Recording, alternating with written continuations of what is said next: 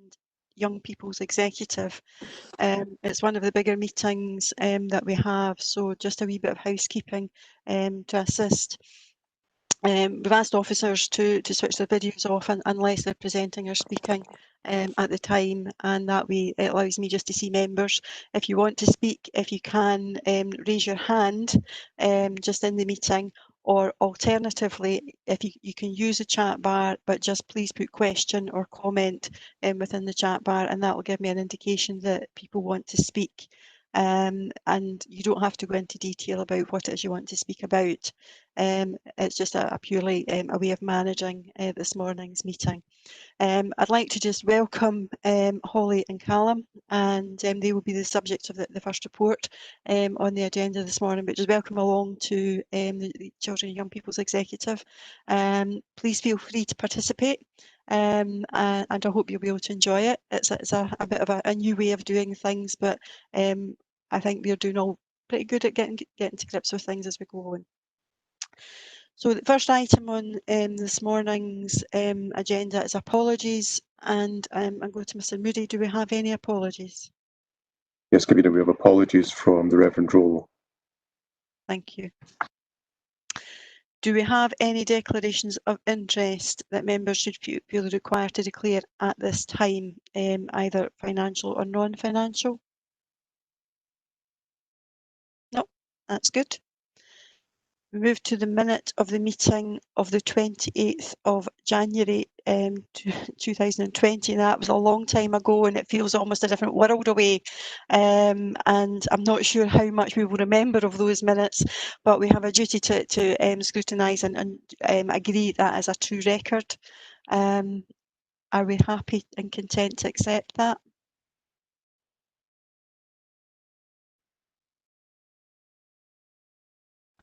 Yeah. Agreed. Yeah, agreed. Okay, thank you for that. Item 4 is the rolling action log. It's quite substantial, but there's narratives of each of the items there to give an update of where things are. Obviously, there's been a bit of slippage in the items just because of the current circumstances. But is there anything that anyone would wish to highlight or ask a question on? Convener, can I just quickly go back to the previous minutes? Are we doing matters arising from the previous minutes? We just had an issue to raise. We don't usually do matters arising. It was really just a true record. But if there's something in specific, well, it's just in relation to ECYE 42 on page 8. It details a survey that was conducted. There was 885 parents involved in this survey, and there was only 170 responses received. Now, that's just over 81% failure rate in response to the survey. And I've raised this several times in other committees and also at full council. The council in general, and I'm including the education services in this as well, we get a very poor return rate to our surveys, and I would really be looking for agreement from the executive here today for a PDP to be set up to look into the way we actually conduct surveys and contact and discuss things with the public in general. I think it's a worthwhile issue, and it's something that we should really be taking forward council-wide, not just in relation to this committee. But like I said, if I can't get agreement for a PDP, I'm happy to move it, but I'll hope I don't have to. And I'll leave it at that at the moment, but it would be interesting to see what comes out of a PDP. Unfortunately, Councillor Nimble, and you can't move an amendment on the minute like that for a PDP, but happy that we maybe take that offline. I don't know whether the Director wants to make any particular comment on the subject matter and therefore the engagement on that may put it into context, particularly for others. Robert? Thanks, Convener. This survey was undertaken from memory in November, December of 2019, and it was to ascertain what was likely to be the future demand for Gaelic medium education. And what this committee agreed in advance was that we would survey all of the incoming anti-preschool year children, their parents. So that's why the number was 885. So we asked the question of those 885 groups of parents, and the response is, as Councillor Nimmo says, was 19%.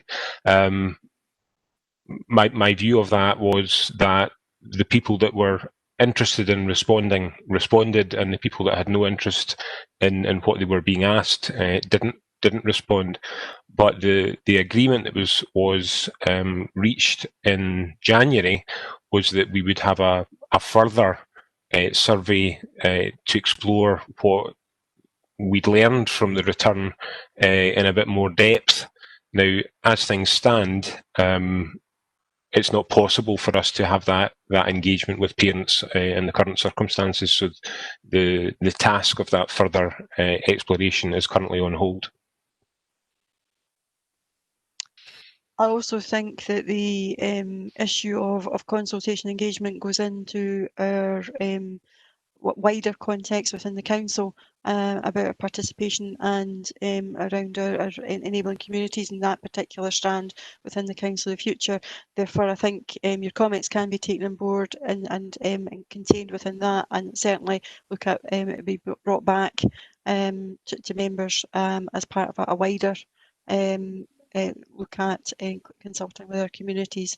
And I know that there's a work ongoing on that just now, particularly about how we might engage around the strategic property review and a number of other areas around enabling communities.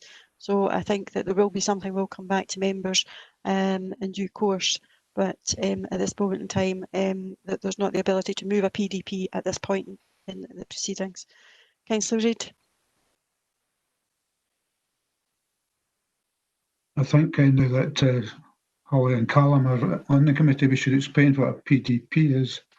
It's a policy development panel. That's where the council doesn't formulate a policy at committee. It has a small group that meets, develops a policy that then goes to committee. And I have a funny feeling I served on a PDP regarding consultation maybe a couple of years ago. Yeah, that's correct.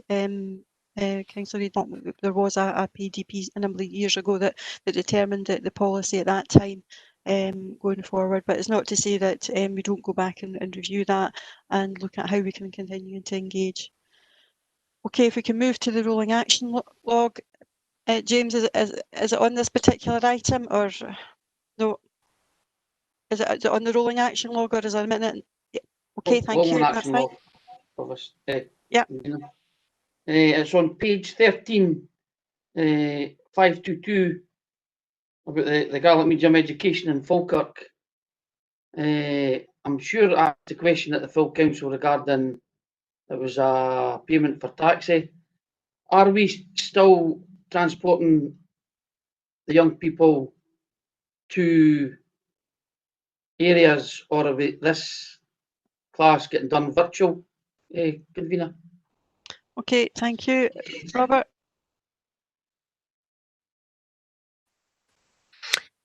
Yes, we are still taking children to Greenfields High School in Cumbernauld. And once our schools returned in August and the North Lanarkshire schools returned, then the same arrangement for transporting children in taxis was back up and running, albeit with the caveats of social distancing that are required. So I don't doubt that there will be perhaps additional taxis running, but that transport was resumed when the schools went back in August. Thank you, Mr. Naylor. Thanks, convener. Okay, Councillor McHugh.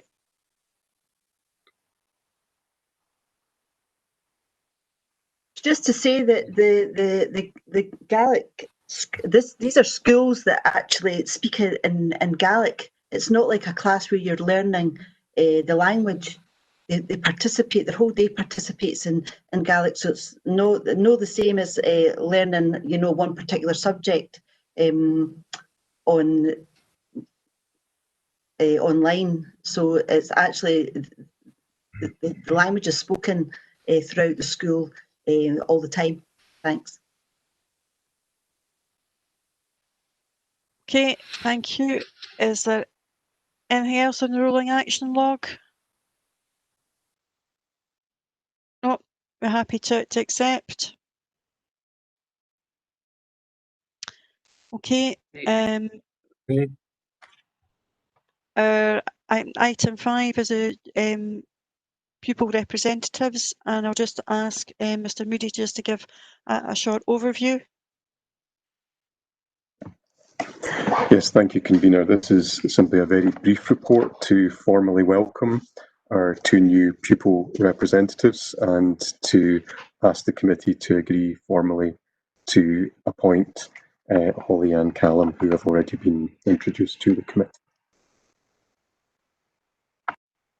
Thank you, Colin. I'm happy to formally move and hopefully look forward to enjoying their time with the committee. Councillor McHugh.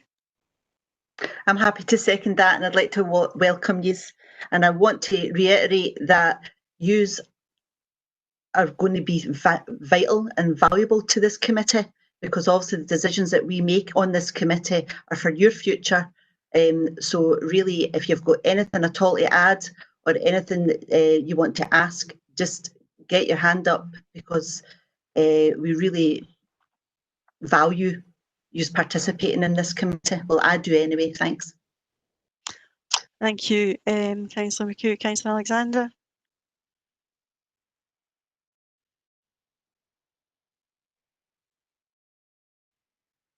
Yeah. Maybe one of the young people could teach Councillor Alexander how to turn his mute off. I was just going to say that. But no, it's good to see the young people here. There was a report came up just prior to the lockdown, which spoke about developing a programme of work for the youngsters. I was wondering if that's, obviously it was put on hold like everything else with COVID, but ask if it's going to be revised. Holly and Callum are being supported by officers and will be encouraged to participate, but also to look at what issues they might want to bring forward. So yes, Councillor Alexander, that is something that is being looked at, and as you said, that it's been delayed that progress just because of the circumstances we've been in, but we hope to be able to pick that up very quickly going forward. Do you think they'll be able to teach Councillor McHugh some manners and respect for our elders? No. There's plenty of teachers around here, so just beware. Okay, Councillor Bissett. Thanks, Convener. We welcome this, and it's good to see another school involved, and it's good to see Holly and Callum here, and we just welcome them to the committee and look forward to their valuable input. It certainly is that education is their future, so whatever they can bring forward, I'd look to, it'd be helpful to discuss that and with the education children and young people's executive. I think that's what we discussed before, rather than just sitting here in a listening brief, if you like, that they go away and come up with some ideas. So I was pleased to hear that that's still going to be ongoing, so they can maybe bring forward a report and talk to it and discuss it, and they have some valuable input. So welcome aboard. Thank you. Okay, thank you, Councillor Bissett.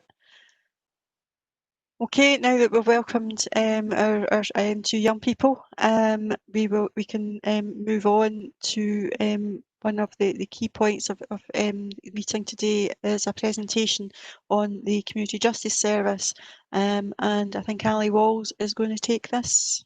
Ali, welcome. Morning, everybody. For me to get this, hopefully it's going to work swimmingly well.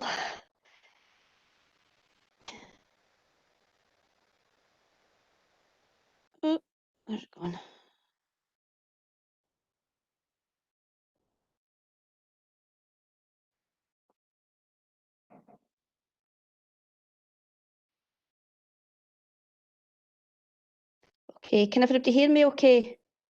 And can you see the presentation?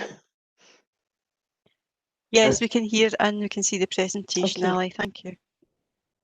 Okay, folks, for those that don't know me, I'm Ali Walls. I'm the Service Manager for Justice Services in Falkirk, and I'm also Chair of the Community Justice Partnership. And today I'm going to give you a wee presentation on the role and remit of Justice Services and the role and remit of the Community Justice Partnership, which I hope you'll find interesting. Firstly, Justice Services. The Justice Services are funded by the Scottish Government and were funded via a ring-fence Section 27 grant, which comes through the Social Work Scotland Act to deliver a range of statutory social work services, which I'll talk a wee bit more about in a minute or two. We're a large service. We have a number of service teams. We have an unpaid work service. We are responsible for the social work team based in Polmont Prison and Young Offenders Institution. We have an assessment and case management team. We have court and an early effective intervention team, and we have the Forth Valley accredited programmes team. So all in all, we have about 70 staff across a number of teams based throughout the service. We deliver a number of statutory social work services. The first thing we deliver is community payback orders. Now, community payback orders were introduced in 2011 to replace community service orders and probation orders. The community payback order has 9 requirements on it. These are unpaid work, supervision, alcohol treatment, drugs treatment, mental health treatment, a conduct requirement, compensation, a residence requirement, and a programme requirement. Now, these can be imposed by the sheriff in any particular order, but they are assessed by a social worker at the Community Justice Social Work Report stage and are determined as to what is proportionate and based on relevant needs and outcomes. So when we put the report into the court, we will highlight to the sheriff what particular requirements we think are needed in the community payback order to best support the individual to address offending behaviour and the risks and needs with which they present. Community payback orders can be anywhere between 6 months and 3 years in length. And the most important thing about a community payback order is that consent is required before it can be imposed. If the individual does not give consent to have a community payback order imposed, then the sheriff must look at an alternative sentencing options. In general, though, most people will consent to a community payback order. What we can do is, if concerned that somebody may not be motivated or may struggle to comply with a community payback order, we can ask the sheriff to do a short, structured, deferred sentence. This gives us time to test the individual's ability to engage with the order and assess their motivation and assess what is actually needed for them. We can use this in particular when we're considering putting a programme requirement onto somebody or considering them, for example, for a drugs treatment requirement. It lets us test it, they will be able to comply.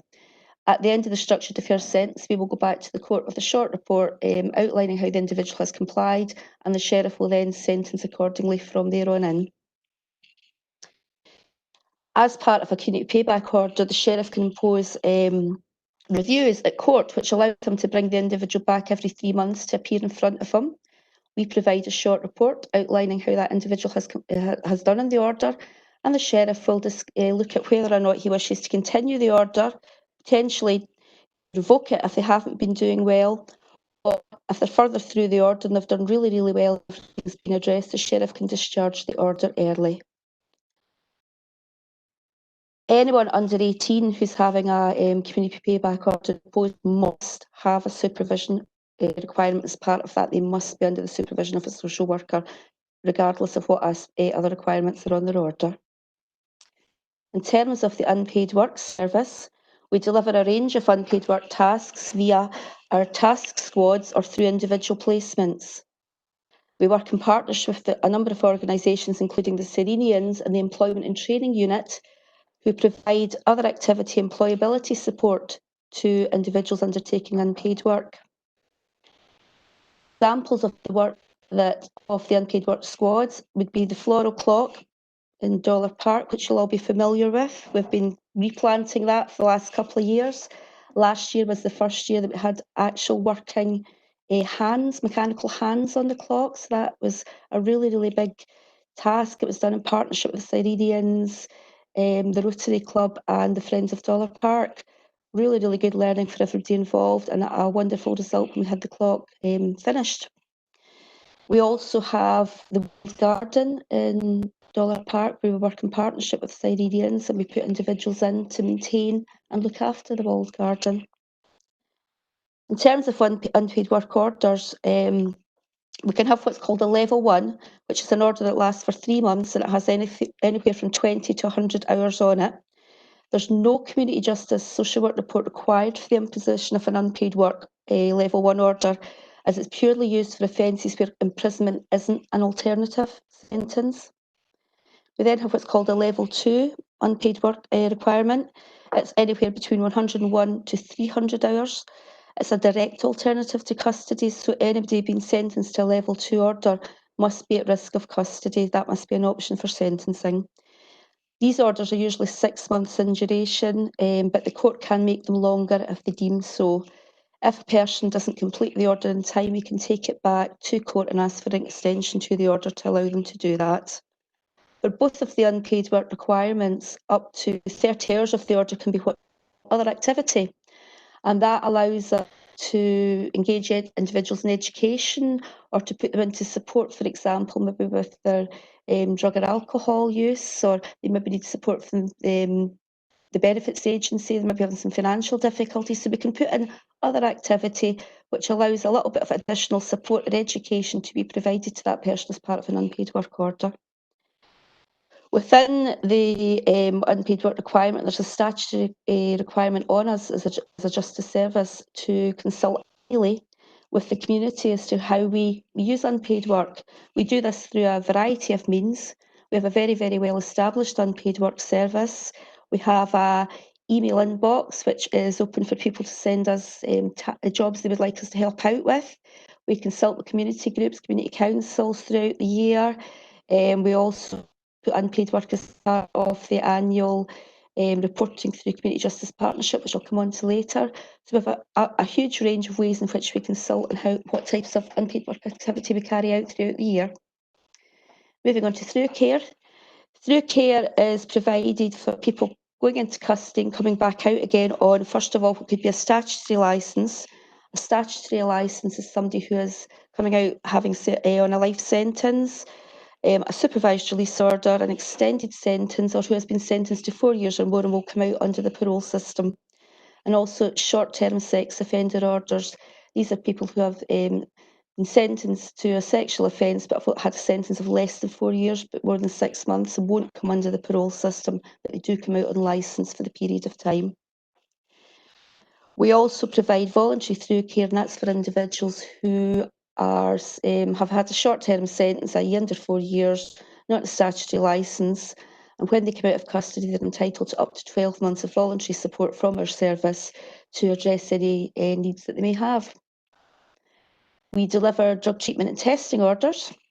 The drug treatment and testing are delivered in partnership with the NHS Substance Treatment Service, which is based with CADS at the hospital.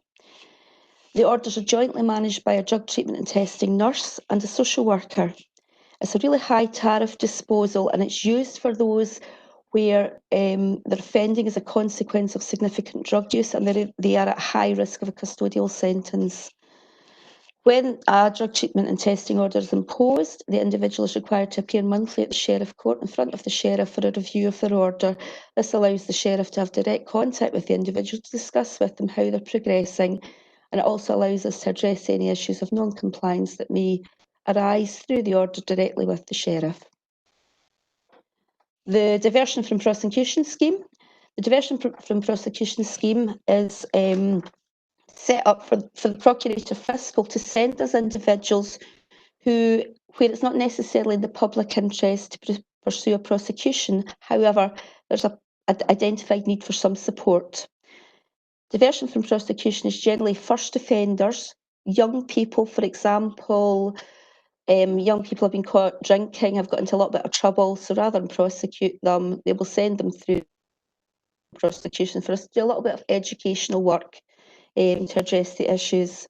We also have people who have maybe got some low-level mental health issues, and women offenders. They're the main categories where diversion from prosecution would be sent through. We'll make an assessment of the person's suitability. We'll inform the Procurator Fiscal if the person's willing to engage with diversion from prosecution. If they do so, they'll get 3 months support. If we need a little bit longer, we can extend it up to 6 months. At the end of the time, if they have complied with diversion, we'll give a report back to Procurator Fiscal and no further action will be taken. However, if the person doesn't engage with diversion from prosecution or is assessed as unsuitable, now that can be because the risk assessment is that they need a more statutory intervention.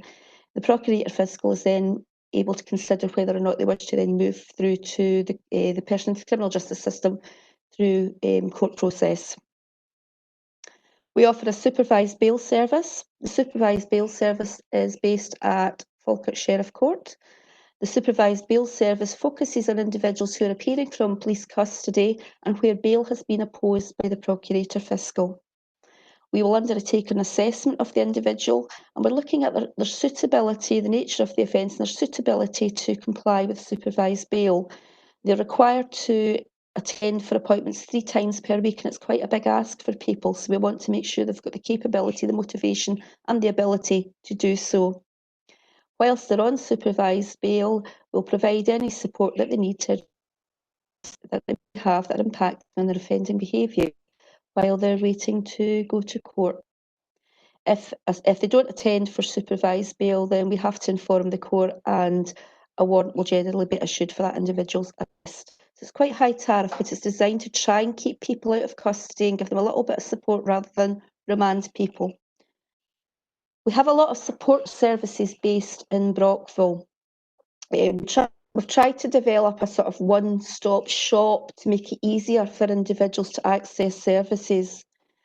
People within the criminal justice system tend to be very marginalised. They have a lot of issues. They lead chaotic lives for a lot of the time, and their ability to engage normally with services is just not there. So we want to try and give people as much support as possible and make it as easy for them to access and remove as many barriers as we possibly can. So what we have got in Brockville, we have what we call the Tackling Inequalities and Improving Outcomes project. We have workers from Signpost who provide social and welfare support to individuals to help them address a whole variety of needs. That could be taking them to appointments, it could be sorting out benefits, it could be sorting out issues with their housing, anything at all that they need support with, whether there's a social or welfare element, the TO staff will support them. The funding for the TO project was provided through the IJB, the Integrated Care Fund, so it's a partnership project, and we're very, very grateful for the support of the IJB in funding this valuable service. We have the benefit of 2 Keep Well nurses based in Brockville. The nurses work part-time, but between them provide 5 days a week cover. This is absolutely essential given the current climate we're in for addressing public health and the needs of individuals who can have really complex and difficult health needs. And when somebody's leading a chaotic life where they're offending and all sorts of things are going on in life, health is the last thing they want to address, because that's just another scary thing that they might have to face in their life. So having the nurses on site allows us to offer everybody the opportunity to be assessed by a Keep Well nurse, to have a health assessment carried out. They provide support with a wide range of things. The nurses also act as links between people's GPs. They triage people, get them into appropriate services, and they really, really do encourage people to start addressing their health. They can also carry out testing like bloodborne virus testing and encourage people to get all the tests and things they need in relation to addressing whatever health issues they may have. We also, last year, successfully bid to the Scottish Government's Action 15 funding stream, where we were able to secure money to employ a full-time community psychiatric nurse to be based in Brockville. The nurse took up post in March of this year, employed by the NHS, and the benefit of this is that we now have immediate access to mental health services for anybody coming through justice, whereby they've maybe come out of prison and they have a licence condition requiring mental health treatment, or they have any form of need for mental health support coming into service, coming onto orders. The nurse will act as a coordinator, she'll do assessments, and she will put people into the appropriate treatment pathway to meet their needs. Again, an exceptionally valuable service that means that we're no longer to have people accessing mental health services. So that's a little bit about justice. I'm going to move on to talk a little bit about COVID-19 and the impact that justice service delivery had with that. So when COVID came in, when we went into lockdown, we had to close the building down to the public. We had to make significant changes to the way we delivered our services. So the majority of individuals open to us were put onto phone contact. Now, the decision as to who was put onto phone contact and the decision who needed to be seen face-to-face, regardless, was based on the assessed level of risk and needs, i.e. the risks they presented to the public and the level of needs the individual had. So where we had sort of low to medium need, felt it was feasible to manage by phone contact, those individuals were dealt with over the phone or through Zoom, WebEx, various means of with them. Where we needed to bring people in to be seen face to face, we did so under sort of safe conditions in line with the requirements of the lockdown, the coronavirus. We had to close our programme delivery down, and we also had to close our unpaid work squads down as well during the lockdown. Our prison team, all the prison teams in Scotland were asked to leave the prison and work from home. So there was a lot of engagement with the Scottish Prison Service to allow the prison teams to access systems while working from home. The Coronavirus Act was brought in by the Scottish Government, and that gave us emergency legislation which was utilised to enable the early release of prisoners over April to June to try and take some pressure off the Scottish Prison Service. And it also saw the automatic extension of unpaid work orders to 12 months instead of 3 or 6 months. And it also gave the sheriffs the power to delay the start date of community payback orders for up to 3 months to try and take a little bit of pressure off the justice services and the justice system while we were in a lockdown period and able to see people as routinely as we would normally do.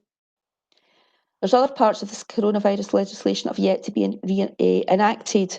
The Scottish ministers are currently considering enacting further measures to write off a large number of unpaid work hours, and this is due to the reduced capacity across Scotland of unpaid work to now deliver in the manner in which we did before, because we are severely restricted in terms of the work we do and the ratio of individuals to supervise that we can have to meet the requirements of the tiers.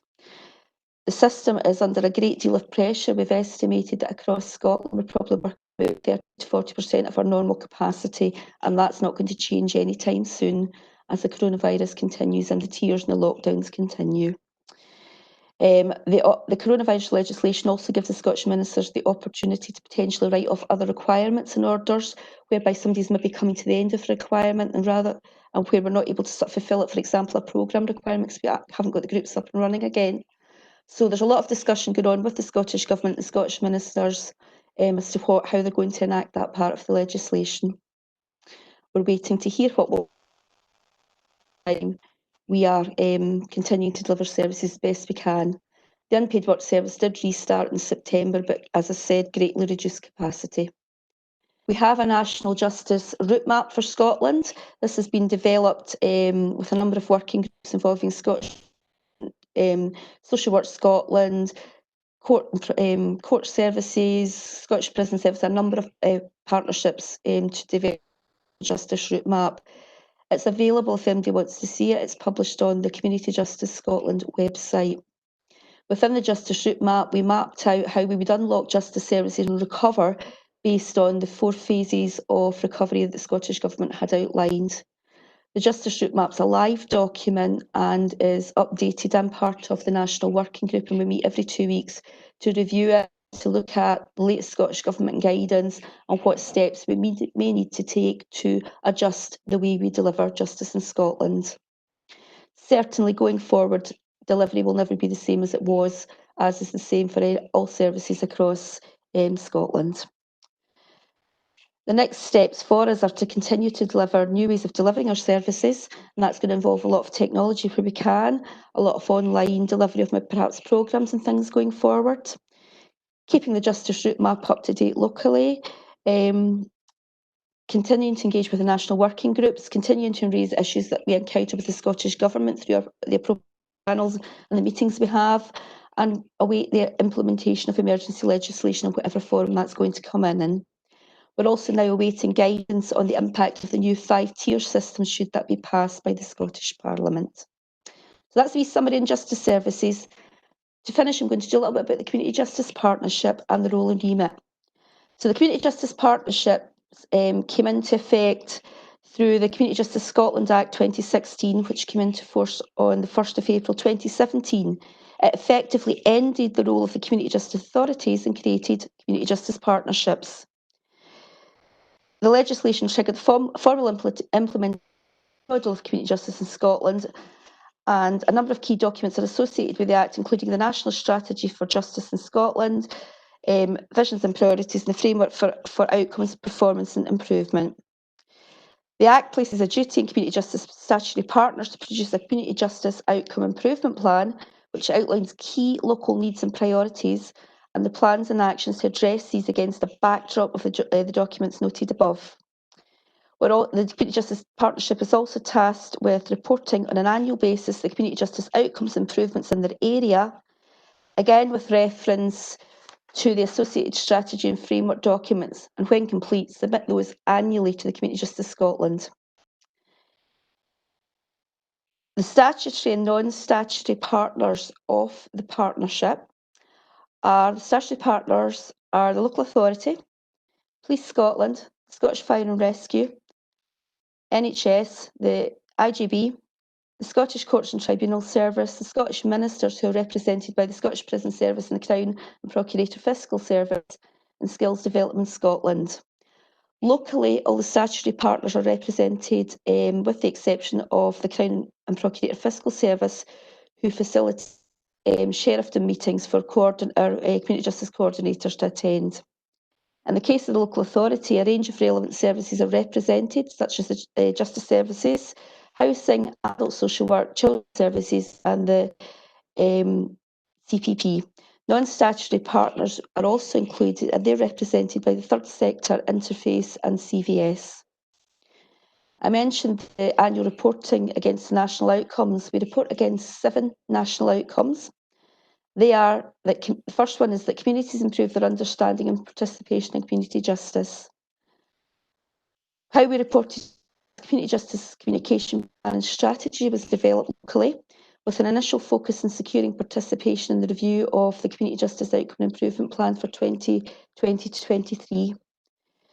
We consulted with a range of community justice stakeholders to better understand the needs of and service needs and strengths in the Falkirk area, as well as get an understanding of the awareness of local community justice improvement activity.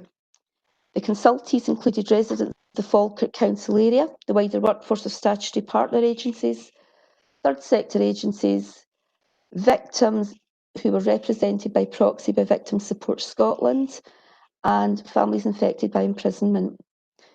We consulted through a range of methods, through an online questionnaire, through attending other partnership meetings. For example, the Safer Communities Forum provided an arena for discussion and debate for representatives for a range of third sector organisations, including the community groups. So our Community Justice Coordinator attends that forum. We've seen really good progress in the past year with the engagement with the third sector through the Safer Communities Forum, which has been really, really beneficial to the partnership. The second outcome that we report on is that partners plan and deliver services in a more strategic and collaborative way. The Community Justice Partnership participated in a consultation event and a self-evaluation process last year. We gathered evidence from all the partners of good practice and from the point of view of their agency and any areas they thought we could develop. We had focus groups, we got together, we did some working groups. We had Community Justice Scotland also attend from the Community Justice Scotland Improvement Team, and they came down to help us facilitate the case, and from that we were able to develop a strengths and needs assessment for the partnership. This was used to help inform the Community Justice Plan, which I'll come on to. The third outcome we report against is that people have better access to services that they require, including welfare, health and wellbeing, housing and employability. The strength and needs assessment that we did showed where we had some gaps and where we needed to improve access for people. As you've already heard from Justice, we have a number of other agencies like our nurses based within Brockville to actually help us meet the need to improve access for people to health, welfare and wellbeing. The findings from the service user outcome tools included client exit questionnaires and what feedback we had from service delegations. We drew and analysed that to reflect the voice of lived experience of people in the community. We also drew evidence from the Hard Edges Scotland report, which was published in 2019. The fourth outcome we report on is that effective interventions are delivered to prevent and reduce the risk of further offending. The examples of that are through the work of the Justice Services, which we report on annually to the Scottish Government and to the partnership, and also through our partnership work and through MAPA. As you'll be aware, MAPA annually report on progress made in the reporting year. The MAPA reports are available online as well for focus information. Fifth outcome we report on is that life chances are improved through needs, including health, financial inclusion, housing and safety being addressed. There's a lot of attendance around the Community Justice Partnership from all the agencies that represent that, but also things we did where we, in Justice Service in particular, we invested in what's called the Outcome Star, which is an outcome focused tool that is engaged with the individual and their social worker, actually looking at the areas of their life that they want to address, and we agree a plan between us as to how we're going to address those areas. It's a very interactive tool. It also measures progress for the duration of the order as we apply the tool at various stages. We also have, as previously mentioned, TO Keep Well, the social inclusion project, partnerships and rapid rehousing, which all helped us to meet the requirements of reporting on the National Outcome 5. National Outcome 6, we have people develop positive relationships and more opportunities to participate and contribute through education, employment and leisure activities. Our particular partners and strengths through that are the Cyrenians and the Employment Training Unit, who help us through a variety of means to engage those involved in offending behaviour and opportunities to develop their employment and training opportunities. The last outcome we have to report against is that individuals' resilience and capacity for change and self-management are enhanced. We measure that through all the various work that we do, through updating risk assessments, through updating outcome tools to show and track individuals' journeys, through exit questionnaires, through learning, through reviews to learn for people what is working and what we can do better. So we use everything available to us to ensure that we're delivering robust services through the Community Justice Partnership to individuals in our community. Moving on, and finally, the Community Justice Outcomes Improvement for 2020-23.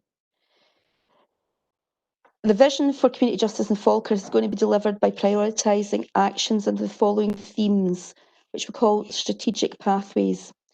The strategic pathways we identified through all the work we did in the last year and through our strengths and needs assessment were a learning and development pathway, enabled and inclusive communities pathway, information sharing and communication, service mapping and evaluation, transitions.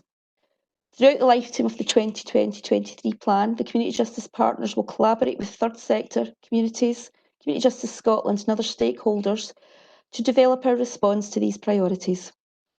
In the development of a robust strategic needs and strengths assessment, the partnership has worked with a range of stakeholders to assess what we currently do to meet these priorities and what current practice we value and think we can do better in partnership, and new areas of activity that will help us to meet these priorities together. The partnership also recognises a role and responsibility in progressing the following priorities, which is improving mental health and wellbeing, employability, minimising the impact of substance use and tackling the impact of poverty in children. These objectives are reflected within our action. Now, the Community Justice Outcomes Improvement Plan is available on the Falkirk Council website for anyone to have a look at. Finally, the challenges we face. Funding remains one of the key challenges for sustainability of services and projects. There's a recognition that partners are facing a range of significant budgetary challenges, and there is further work to be done in order to ensure plans are in place to be able to mainstream services in such a climate and to avoid disruption. As the partnership matures, we hope that agreeing common interests will directly enable pooling of resources to build capacity to progress joint aims.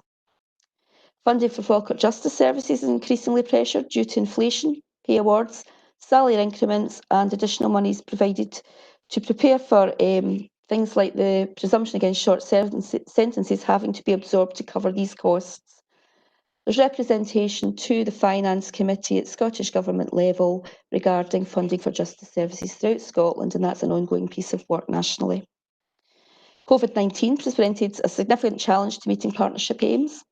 The partnership has been unable to meet in person since the beginning of the year due to social distancing requirements and capacity of partners, while the respective organisations and departments responded to the ongoing pandemic. Some actions within the plan have not been able to progress as quickly as we would have otherwise liked. The disruption caused to services is expected to last beyond the short term. However, we are looking to re-establish the partnership meetings before the close of this year. Our Community Justice Coordinator has maintained a link with all statutory partners and has acted as the conduit for sharing information during this time. So that is a whistle-stop tour of justice services and the Community Justice Partnership. I hope you found it interesting and happy to take any questions that you may have. Thank you, Ali, for that very detailed and broad-ranging presentation. And I'm sure members will find that interesting, and I appreciate there's going to be a lot of questions. However, we do have other business, so if there are questions, I'm going to limit it to a maximum of 10 minutes for those questions at this time. However, members are more than welcome to contact Ali directly to have further discussions and ongoing on this. But I'm very aware that there will be questions, and but we do have other business on the agenda today. Okay, I've got Councillor Colley first. Hi, Ali. Thanks very much for that. That was a really interesting and really detailed. I think that there's you know, I know a bit about justice services, but I know how much you know about the service, obviously, and how well you're able to tell us about that and that those different options.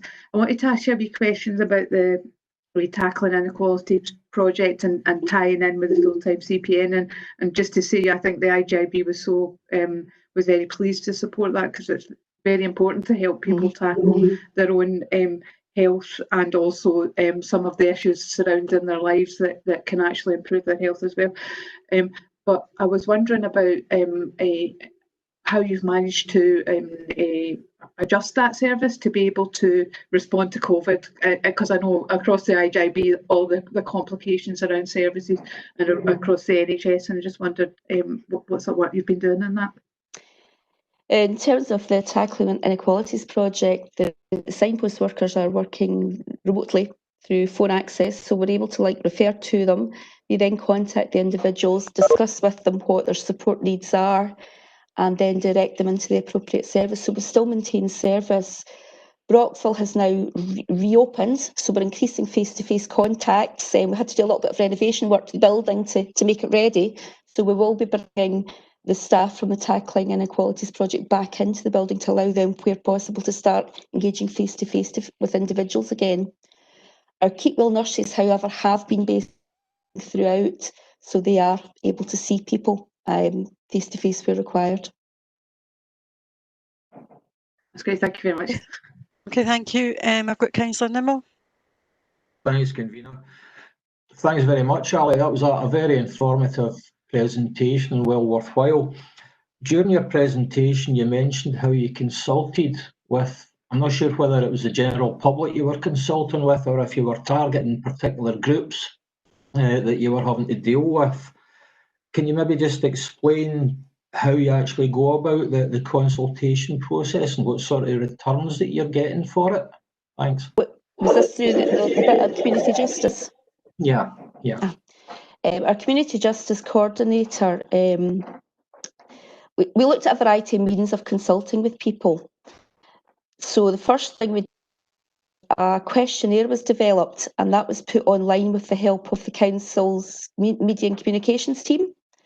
So that was, anybody was able to access that. So it went out to elected members, it went out to members of the public, it went out to organisations. So that was one part of how we consulted. We got a reasonably decent return for that. I couldn't give you the exact figures, I don't have them in front of me, but we got some good responses that showed us people's understanding of community justice, it showed us their understanding of unpaid work and the work of the Community Justice Partnership. We also held focus groups, so we held events. We went to, for example, the Third Sector Interface. Our Community Justice Coordinator attends that regularly, so she feeds in she provides information on what we're going to be doing, gets feedback, and that is brought back to the partnership. There was a whole host of just attending and engaging with the groups we already work with, and people around the table bringing their views from their particular agencies, and the self-evaluation events that we held for the partnership, as well as the training events where we all came together to actually look at strengths and needs assessments. So there was a whole host of ways in which we got views. We also looked at when somebody's in justice services, when they complete an order, they do an exit questionnaire. So we gathered evidence from that. Other agencies had similar ways, so we gathered evidence from that as well, all to help us look at the work that we need to be doing. I hope that answers your question. Yeah. Thanks very much for that, Ali. Thanks, convener. Okay, Councillor Murtagh. Thanks, Ali, and I think from the whole committee's point of view, there is an incredible amount of detail of what happens in community justice and within justice services, and obviously as the portfolio holder, I really welcome the opportunity for you to come to committee and explain in more detail, and there is a lot to take in, but I think having the breadth in this committee is very welcome, so that we can see how that integrates with all of our priorities as a council, and it's not just fitting into a small niche that's funded and ring-fenced funding that doesn't come into what we're doing as a partnership approach across the whole council. So it's not, obviously I ask Ali questions on a regular basis through our meetings, so I'm not going to take up the time of the committee, but I wanted to thank the committee for giving that time as well, because it's really welcome to be able to have that explanation. So more of a comment just to thank Ali for the detail that she's put into that today, so that she can give that breadth to us all. And Ali is great at WebEx and Teams meetings. I'm sure she'd be happy to do that as well if you want to meet with her and have discussions on that basis too. So thanks to Ali for your engagement over the last period as well with me and keeping me up to date with that too. As you're doing a great job, the whole team have, under very, very challenging circumstances indeed, given what you do. So thank you for that. Thanks. Okay, thank you. We've got a few more minutes if there are any more questions. Councillor Alexander.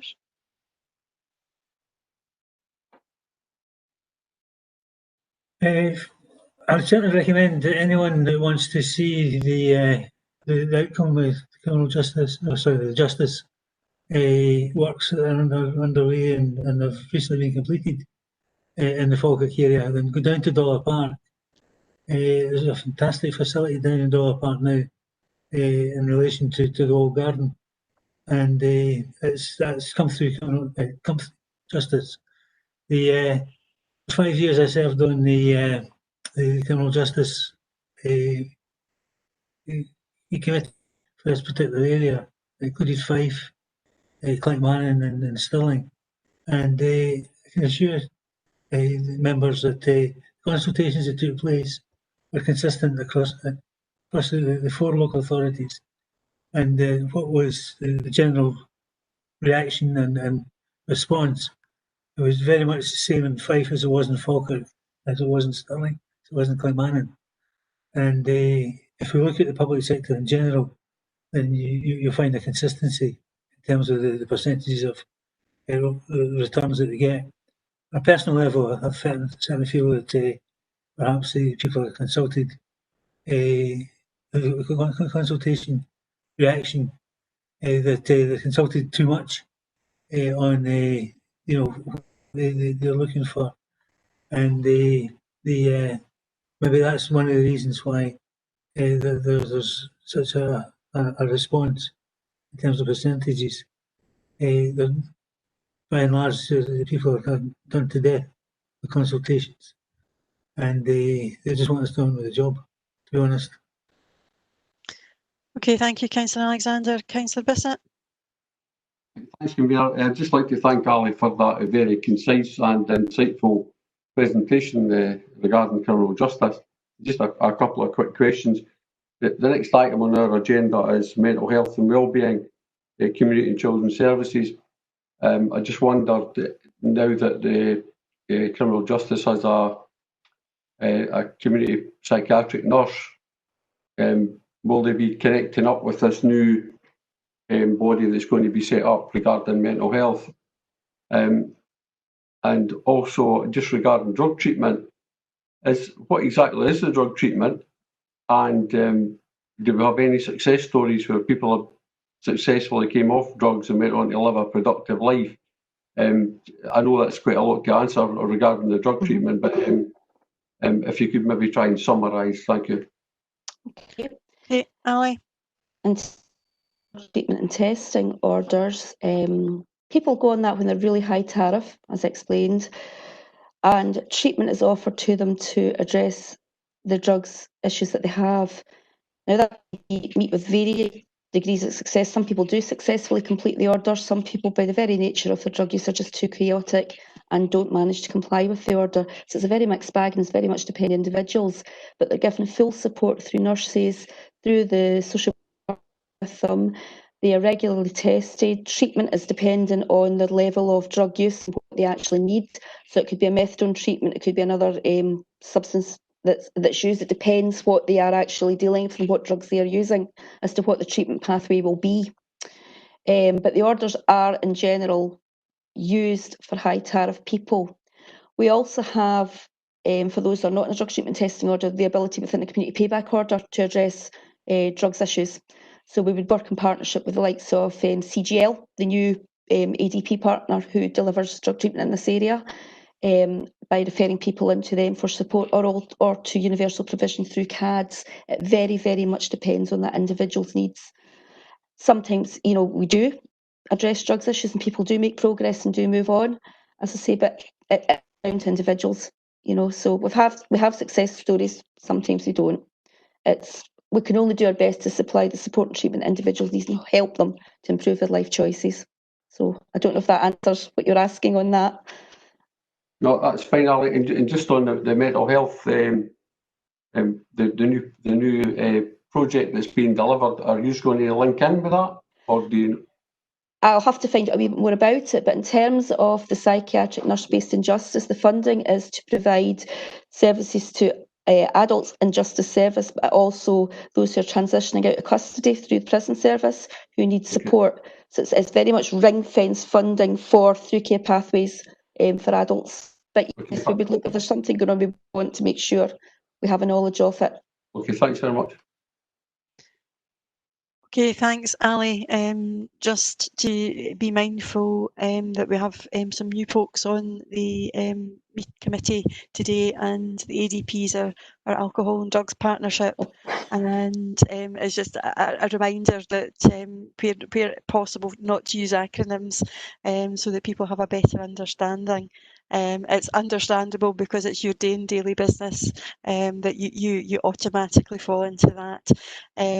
But it's something that we do get feedback from on a regular basis. Okay, there is time for one last quick question if there's anybody that wants to okay, Councillor Munro.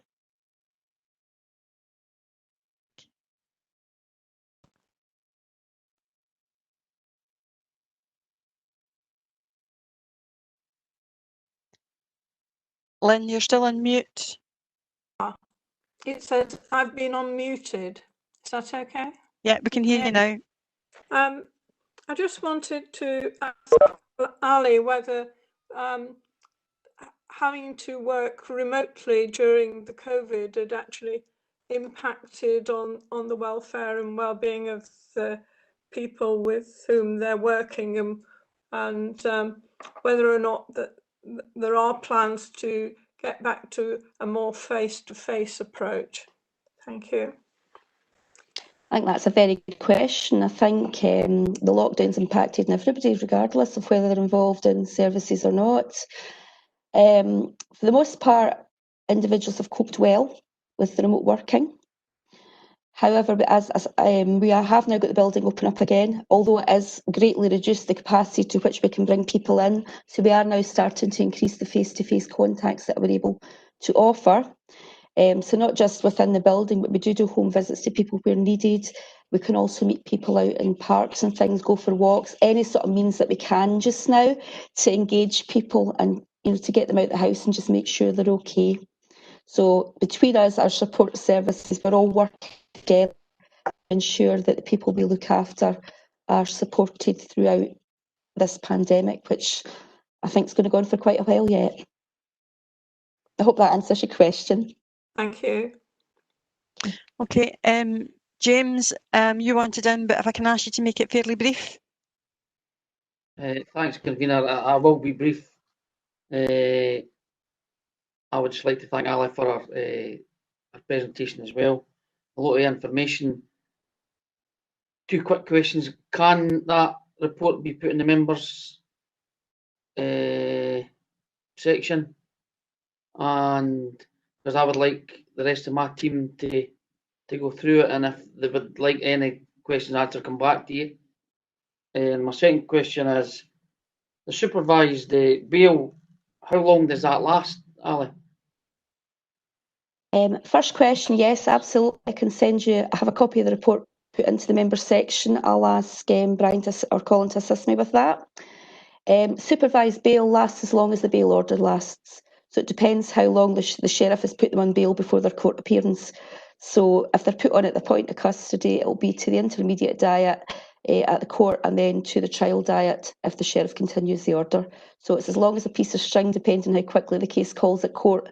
And right now, a lot of the cases are deferred due to restrictions on the courts through COVID. So it can be, as opposed to weeks, it can now be months. So yeah, it's a bit of a challenge just now to try and keep people engaged with supervised bail, but we're doing our very best. I hope that answers your question. Yeah, okay. Thank you very much. Thank you, convener. Okay, thank you, everybody. And as I say, please do get in touch with Ali if there's anything else that anybody wishes to know. And I'm sure she'll be quite happy to speak to any of the political groups on the presentation that she's done today, should they wish to contact her.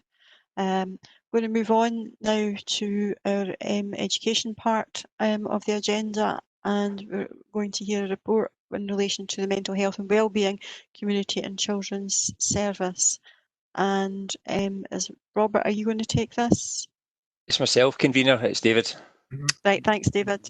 Thank you very much, convener. Firstly, can I also just welcome Holly and Callum along today? Unfortunately, I didn't get my usual chance to brief you before today's committee because that would have meant having contact over your holidays, and I didn't want to do that. So I'll make an arrangement to touch base with you before the next committee, and we can sit down through the papers. And as all the members have said, support you in any way we can to enable you to bring potential papers to committee as well as required. So thank you very much, and thanks, convener, for the opportunity to present this paper. Can I borrow a phrase from one of my colleagues? This is a good news story for Falkirk in relation to the funding streams that have been received. This paper is asking committee's approval to create a new community mental health and wellbeing and children's service, and to move to appoint a new service manager to lead that particular development forward over the coming weeks and months. The background to this paper is there's 2 tranches of funding that we received. One was in association with the school's counselling service, and the paper details the financial amount there, which is resulting in a recurring sum of £468,000, with associated £45,000 for management costs, and the target group is 10 to 18-year-olds for this funding. The second tranche of money is detailed in 3.2, and again, it's looking at community mental health and wellbeing with an associated ongoing cost of £468,000 per annum and £62,500 for management costs. But the focus for this piece of work is 5 years old to 24 years old. If you move on to the section 4, This project was considered by the Children's Commission Leadership Group, and there's an excellent opportunity to bring these two sources of funding together, because the children and young people that are being targeted don't sit either within schools or within the communities. They sit across our communities, and it was felt that there would be great benefit in drawing the two aspects together to create the new joint service that will be targeting 5 to 24-year-olds in the first instance, giving us a combined budget of just over £900,000 per annum, and just over £100,000 worth of management costs built into that. This is to target Tier 1 and Tier 2 early intervention and prevention for mental health and wellbeing. And again, this is a clear focus and interest to all of my schools and of our communities. And again, the comment that was made in relation to Ali Wall's paper, it cuts across the whole community. So there's a real opportunity to have joint working here. And we've been linking in very closely with partners from schools, communities, social work, and child and adolescent mental health service, or sometimes known as CAMS, in relation to supporting our children and young people who are displaying mental health issues and needs and requirements. So I think this is a really exciting opportunity to grow and develop this particular service. In addition, we became aware this Friday of a further £314,000 worth of funding that's been provided by the government to target COVID-related mental health and wellbeing. And obviously that was just announced, so we haven't had time necessarily to identify how that will be taken forward, but obviously we'll be quite keen to bring further communications to committee as that particular funding stream is further developed. Really what we're trying to do here is to support the ongoing current supports that exist within our schools. Schools and pastoral staff have always been supporting our children and young people who are displaying various mental health needs, and this money will go a considerable way to enhancing that level of support, but also bringing it into the community setting as well. And if we look at section 4.2, it highlights the extensive range of areas that this money has been targeted towards, and the kind of multitude of needs that we hope to address through this particular piece of work. The first step will be to recruit a service manager into post, and it will be their initial jobs to undertake the remit, which is attached in Appendix 1, to develop this service, to create it in partnership with colleagues. And that might well be looking at models of delivery, whether we take the service in-house and recruit our own staff to teams, or whether we use third sector organisations to be commissioned to provide those services on our behalf. So that will be the initial piece of work. Obviously, in the interim, we've been working with school counselling services within our schools, and that work will continue, and the new service manager will obviously be liaising with schools to ensure that that work is continued, then transfers over to whatever the new model will be, and future papers will be tabled at this executive for consideration and or approval. I think there's a real opportunity here for some very creative and exciting partnership working.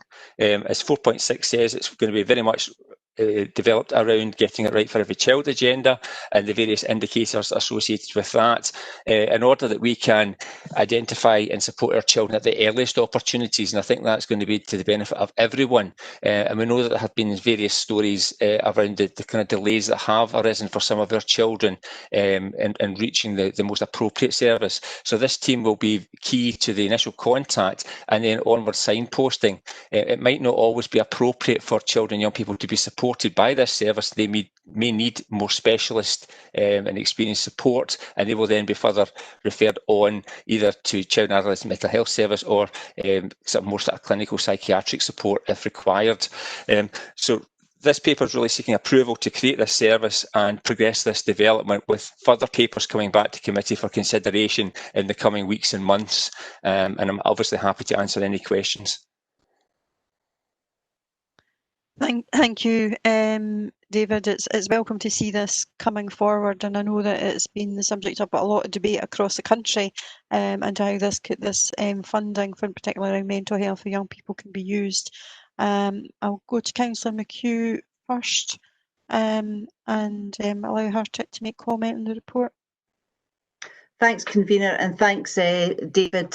The report is thorough. it's more open. I see it's a very much first step to creating a service that will fit and meet the needs of our children in Falkirk, our young people and our young adults. I envision this service as a pulling together of the services. There's some very good services within our schools and out with at the moment, but they're a bit piecemeal. Different schools have brought on different services, and I've used third sector. Some PEF money's been used, so there possibly could be a bit of inequality throughout. So this I very much see as a service that will be able to ensure that there is a good quality service and equal right across the board. So I welcome it, and I welcome it, as David said, it is exciting. It's exciting when you start a new service, when you've got so many resources to pull together and so many experienced staff throughout our children's services. And I'm looking forward to seeing who's going to come forward as the manager. Thank you, David. I'll move this motion, this report, sorry. Thank you, Councillor Colley. Yeah, I just want to come in really briefly. I very much welcome this report and certainly welcome the idea of nearly £1 million per annum to be available to support children and young people, and very much be interested to hear what's happening in relation to that additional funding that's been announced. I think that commitment and supporting the mental health of children and young people is so important. I don't think there's ever been a more important time to see this report and this development coming forward. I think the report notes about taking pressure off CAMHS, and I think David correctly notes it's about CAMHS as one element of how you support mental health. It's a very important one, and when you can't get access is a really important one. But it's more about ensuring children and young people are getting the right support in the right place at the right time, and that prevention of needs becoming higher, I think, is absolutely vital. Getting in as early as possible. Obviously, from the IGIB side and chairing the IGIB, that work across all age groups and moving into young adulthood. I think we've all heard that we all know that the challenges that young people are facing just now. But as young adults moving into employment and education are going to be facing really significant challenges that I think we probably haven't seen since the 80s in terms of employment and taking the next steps. And so to have that clear line of support for children and for young people as they move forward in a coordinated service that ensures that support is there where people are struggling.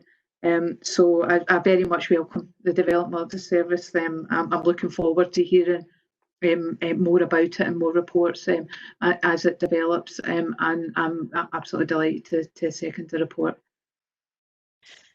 Thank you, Councillor Colley. I've got Karen Procheck then, Maureen Harkins. Hi there.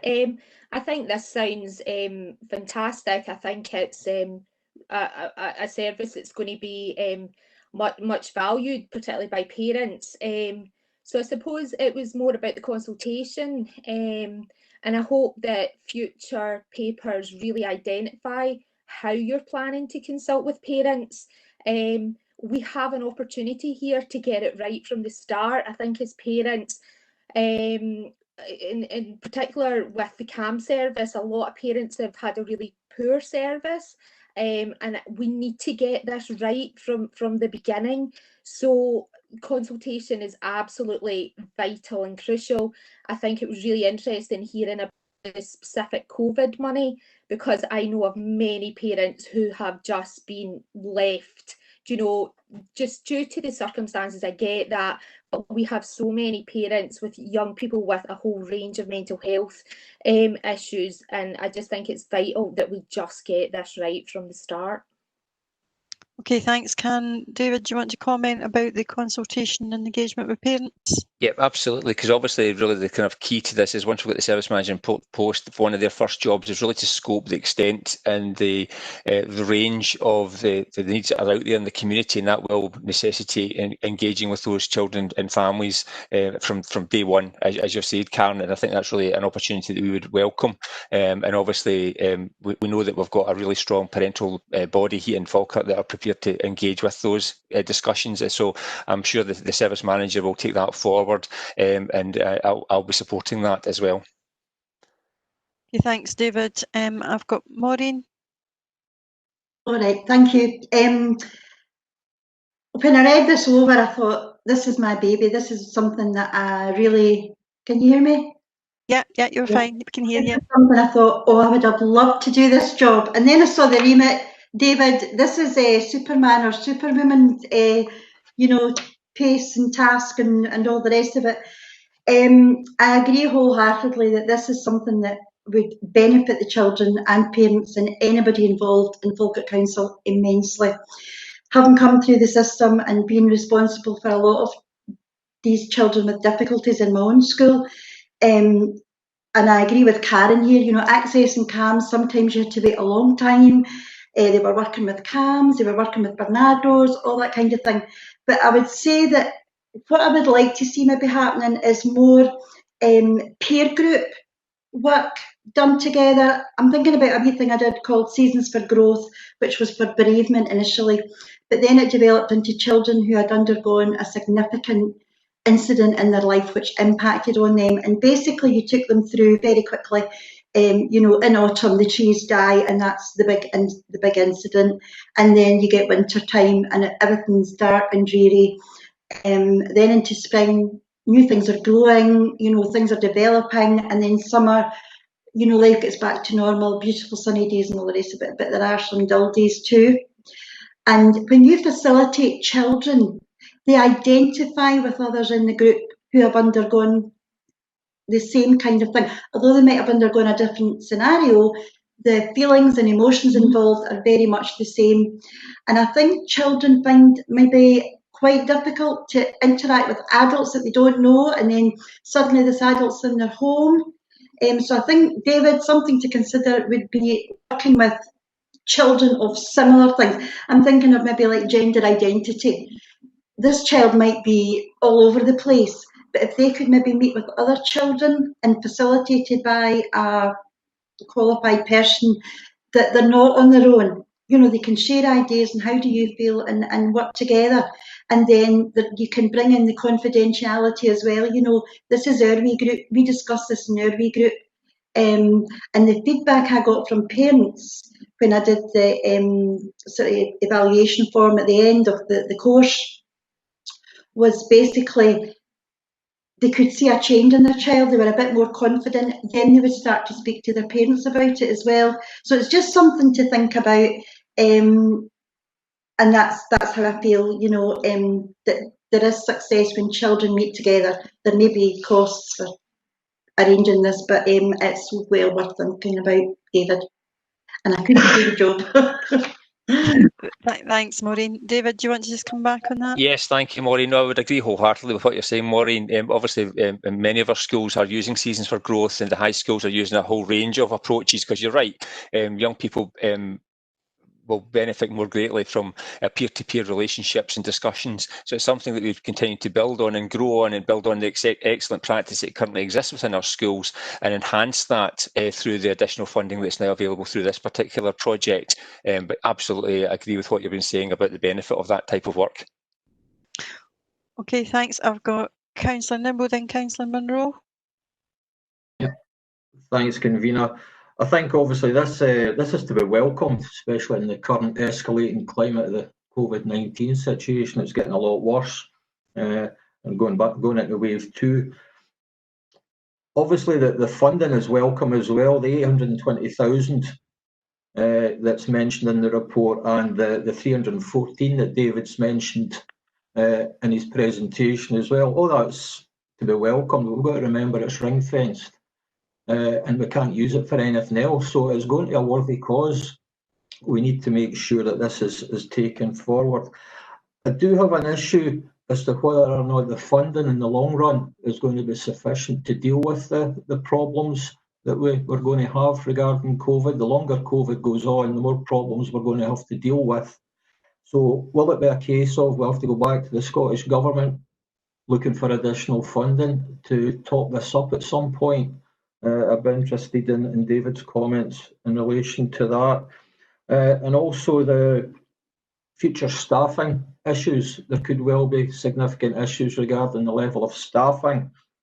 I know that the Scottish Government seem to be putting all their eggs in one basket as far as the counselling side of things is concerned, and that is a very important therapy, but it may not be a lot of help to some of our children with more complex needs. And there is, as I said, there's a national shortage of qualified staff to deal with this side of things. I'm just wondering if we can maybe get an update in relation to where we're placed staffing-wise as well, David. Thanks. David, I know that this has been, as I said, the subject of discussion around qualified staff across Scotland. There's been many discussions, and I think it's finally reached a kind of consensus way of going forward. But I'll let you say a bit more around all of that. Thank you, Convener. Yes, to address the Councillor's first point in terms of the kind of funding, it's recognised that this is kind of first tranche of funding in this project's, obviously from their point of view, going to be targeting 5 years of age right through to 24 years of age. I've been in contact and discussion with the Scottish Government. I've got further meetings with them this week and next regarding this development and also future developments, because I anticipate speaking to Neil Guy, who's taking the lead for this for the Scottish Government, that they are looking to further enhance the delivery of services over the coming years as well, to go beyond 24 years of age, and obviously that would require some additional resources and funding. But the Councillor's right. I mean, at this point in time, we only know what we know, and obviously the piece of work that we're going to do is going to link in with the comments that Karen made in terms of linking in and consulting with our communities to understand the extent of the need, and then how we bring our resources to bear for that, and then is that enough to address those particular issues as they arise? So I think there'll be the topic of future reports to committee to update members on the progress that the group's making. In relation to the staffing issues, it's obviously one of concern to myself, and I've been linking in with our NHS colleagues, and particularly Jackie Sproul, who's the service manager for the Child and Adolescent Mental Health Service, and she's sought to support us should we run into any difficulty in recruitment, with possibly deploying some resources that she may have, although be it reluctantly, because she said she would always end up having to give us our good people, which we would obviously be welcoming if we get into the position of not being able to attract suitably qualified people. But obviously, following today's decision, if it's in favour of this project, then I'll be able to swiftly move to recruit and hopefully be in a position towards the end of the year to know where we stand in relation to that. Okay, thank you, David. Councillor Munro. Thank you, Convener. I can tell that David is very excited by this project and the potential it has. I'd like to ask what actually happened before, and clearly there's something of an increase in the instances of around mental health and well-being in schools. So what are the major issues which are causing this increase, and are we going to be tackling the causes as well as dealing with the problems which have already occurred? David. Yep, thank you, Councillor. Absolutely. I mean, I think historically schools have been at the forefront of many of the kind of the initiatives in addressing it, and as Maureen had said, programmes like Seasons for Growth, etc., have been implemented across schools to target sort of tier 1 and tier 2 mental health issues, with colleagues then having to rely on further referrals beyond the school. And unfortunately, the kind of availability of other resources is fairly limited, as we're aware of at this time. So this funding is really looking to then enhance that tier 1 and tier 2 support to address the increasing prevalence of mental health and wellbeing issues that are appearing within our young people at this time. And I would agree with the councillor's assertion, we need to be addressing the symptoms, but also we need to be addressing the root causes as well. And that's where we need to have multi-agency partnership working, where the schools will be linking in with social work colleagues, mental health services, to support children and families with the totality of their needs, as well as the kind of mental health aspect of it as well. Okay, thank you. Councillor Alexander.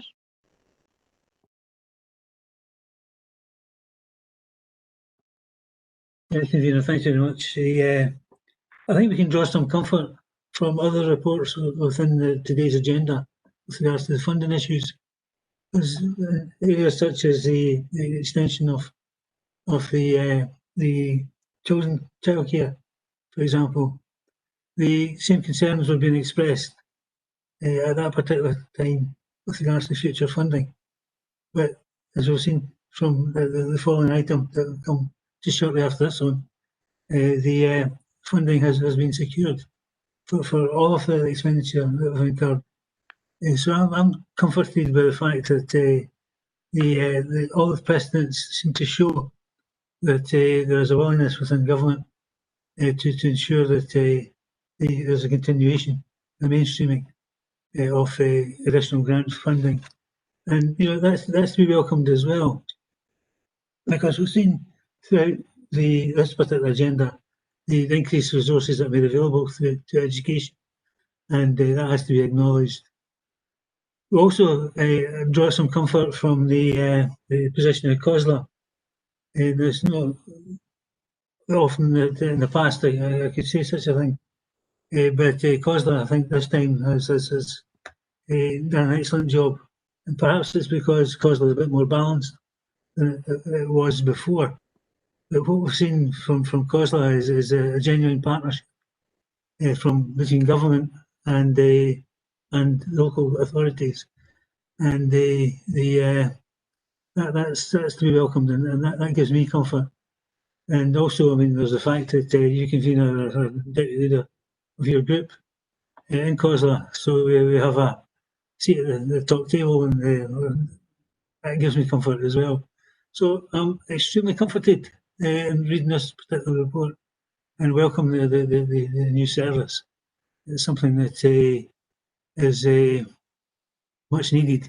Sadly, even before the ravages of the pandemic that we've faced at the moment, we've been facing for some considerable time, this service was necessary beforehand.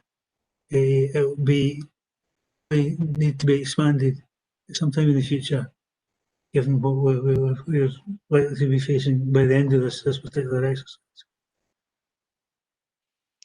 Okay, thank you, Councillor Alexander. And I can say that obviously that this did come forward just before the pandemic hit to COSLA, and it was put back for further discussion around the areas, particularly around the professional staff aspect of it, and to how it should be distributed and used. So it has been the subject of quite a lot of discussion and to and fro with government, and to finally get to this point.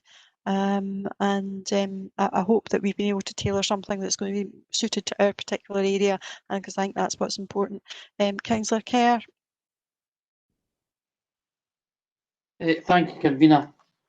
Like the previous speakers, I welcome this hopefully added department to, I think it'll be David's team. And as said by Maureen previously and Councillor McHugh, on page 19, 4.2, all the symptoms and all the issues written on in that paragraph actual things which these teachers and parents see every day. So it's not just written, it's not just that thing written down the paper. These things are happening, and it's nice to see that we're going to get a team that'll address, or try and address some of this. And I remember one of the teachers saying to me before, if you could only just teach, things would be a lot easier. But that's not what happens. As our teachers and ex-teachers on the committee will know that all this comes on top of trying to teach the kids. So having a team, they're dedicated to help the schools, and it's not just about at schools, it's about when they leave the school. As Councillor Alexander says, it fills you with enthusiasm and excitement. And I just hope that in the future that David can come back with a report telling us how it started, how consultation went. He's got a team in place, and hopefully it's a success story in the future, Convener. Thank you. Okay, thank you. I've got a number of people coming in. Can I ask, can we make our contributions fairly brief and succinct going forward, because I'm mindful of time. So I've got Robert Naylor wanted to come in, and then I've got Councillor Murtagh and Councillor Bissett. Thanks, Convener. It's just really to make the point that I suppose links up what Maureen said earlier when she was talking about seasons for growth, and what Councillor Kerr's just been saying about the whole range of issues that we're trying to address here. And it's just to make the point that, you know, staff in schools have been working with young people for many, many years on emotional health and well-being, and providing various different supports with them. As David alluded to, there's been various different counselling services and or programmes of support for children. What this service gives us the opportunity to do is basically to bridge between what is practice among skilled practitioners working with children and young people currently, but bringing a consistency to the approaches that we will deploy universally, and be upskilling the staff in schools so that their daily practice can be improved and can be consistent. And for me, the key opportunity here is to provide a bridge that goes between what has been practice in schools and the other end of the spectrum, which is the CAMS service, which, as people have commented on, is very difficult to access because it tends to be designed for more clinical interventions. So it's just really to assure the committee that, you know, it's not that we haven't had interventions to support children's mental health and well-being. This is very much an enhancement, and it's something that I think maybe 2 or 3 years from now we'll be able to look back and see that this has made a very significant difference to what happens on a daily basis in our schools. Thanks, Convener. Okay, thank you. Councillor Murtagh, and Councillor Bissett, can I ask that we do keep it brief and try and keep it to questions?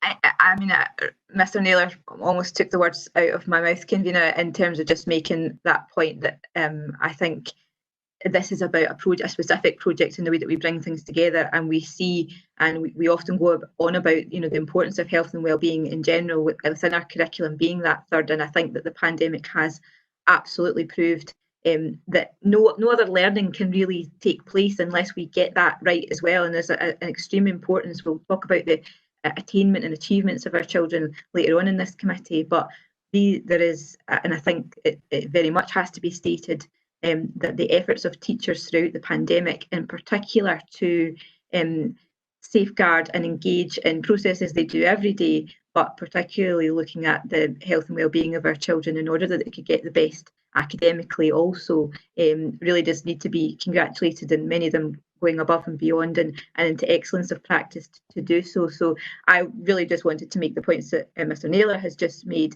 and what Councillor McHugh said, to say, you know, there are many projects going on across the board on an everyday basis, and this is a specific project to bring things together.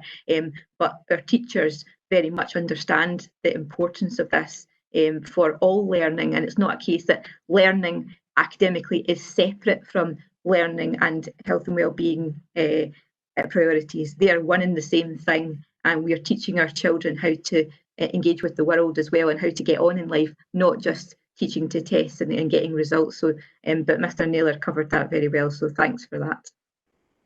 Okay, Councillor Bissett, and Councillor Bissett will be the last speaker. Thanks, Convener. I'll be brief. Completely welcome this service. I think we tend to focus an awful lot on physical issues, and maybe mental health issues have been the poor relation as such, but mental health affects our physical condition as well. So it's to be very much welcomed and in line with the GIRFIC and the Shinari principles. It did dawn on me perhaps we should get a handbook on the council and acronyms to Holly and Callum. No, it's more than welcome, and glad to see it in place. And as an adjunct to what's already there regarding CAMS and stuff like that. So it will develop as time goes on, and I think the consultation will be welcomed to engage. As Maureen had said, we need to kind of establish and engage with people to find out exactly what we need and develop it. But no, more than welcome, and very happy it's in place. Thank you. Thank you, Councillor Bissett. In fact, the Health Service do have a glossary of acronyms that they put at the back of their documents, but I really think that we should try and not get into that and, where possible, not use them, acronyms, because it can be very off-putting if somebody is not embedded within that particular part of the service. Okay, are we happy to agree the report? Agree. Okay, thank you. Move on to item 8, which is the Early Learning and Childcare, the 2020 expansion plan update, which is a regular feature at our committee, but obviously has been missed during the particular emergency period. So it's very welcome to see an update here today. Okay, Mr. Greenhorn. Thank you very much, Convener. I'm very pleased to bring this report, which hopefully will show a positive progression on our early years expansion plans, despite the many COVID challenges that we have faced in the past and will currently face in the future.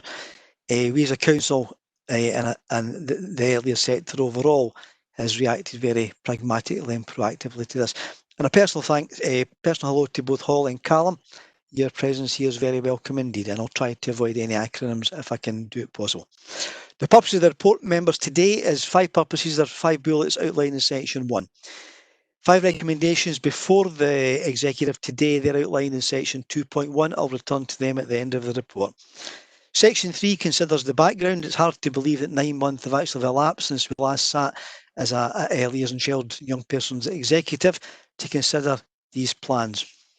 Section 3 also looks at the national context. It confirms the lockdown position that took place in March, and also the Scottish Government's position that the exact date of the statutory element to implement 1140 remains currently on hold. Section 3, it just restates our own local position, that we've had to do a lot of recalibration of existing plans to re-engage dialogue with contractors to try to get the plans up and running and to try to make sure we can get the infrastructure in place as quickly as we possibly can in the Falkirk area. Turning to section 4, there's a major project. There's an update on all the outstanding projects. There's 24 of them, and they're contained in Appendix 1 at the back of the report. Very pleased to say that there's a number of these projects have been completed over the October holidays. And as we're currently at this moment in time, I'm very pleased to say that both Shield Hill, St Andrews and St Margaret's are nearing completion, and we expect to have these projects completed early in November, which is good news. Very positive position outlined in section 4.2. And this is it sums up the overall delivery position, and 100% of our young people are in placements above the statutory requirement of 600 hours. 75% are in placements of 1140 hours, and 25% are in placements of 736.25 hours. And that overall, in terms of comparison with Scotland, is a very favourable position that Falkirk sits just now. And I would certainly echo my whole team's thanks to the executive for being very proactive and giving us the go ahead to do a number of these things. Section 4.3, another positive element to the report. The report says that in terms of the government's transitional support fund to support the out-of-school care network and local childcare providers, we are administering the grant application process on behalf of the government. At the time of writing the report, we had just under £158,000 of funding had been directly offered to 29 organisations. I'm pleased to say that as the closing date was 9th of October, that figure is now around £180,000 of grant awards that have been passed to local providers. And again, that benefits the local economy and helps support these local providers over their own COVID-related challenges. In section 4.4, it just endorses the decision that was taken by the Emergency Executive in September to increase the hourly rate to our private nursery partners to £6.05. Some members will recall that there was a temporary element attached to that of 15p. We considered that as a proactive position to allow our private nurseries to have some increased financial flexibility to support some of the COVID challenges that they faced.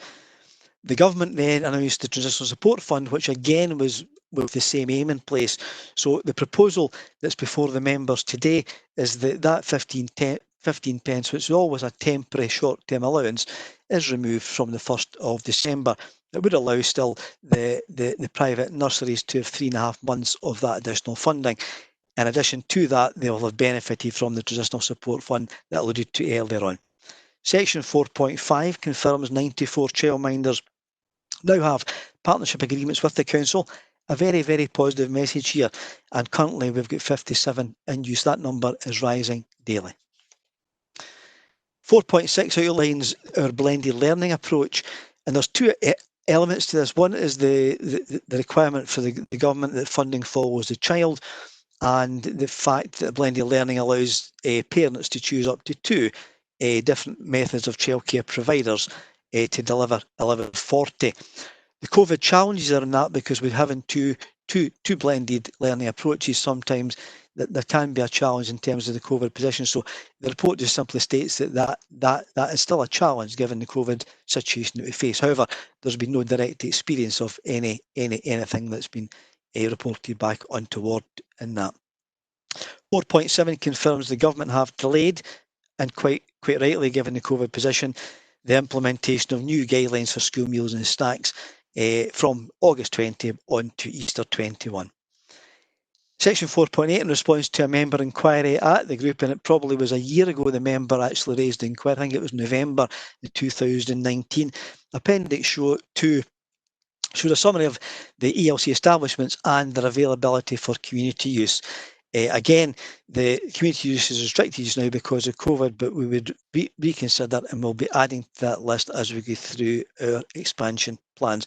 I would point out to members that the majority of our provision is within nursery classes, so schools with nursery classes that are within the schools, the community element of the use of these schools has always been there in terms of halls and meeting rooms, etc. 4.9. Very positive engagement with their early years workforce and the recruitment strategy.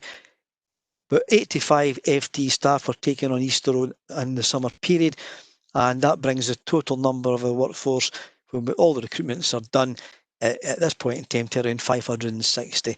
Again, very positive. And this, I'll just point out to members that excludes any auxiliary support staff around the catering and cleaning element of it, because some of those contracts are hourly based contracts.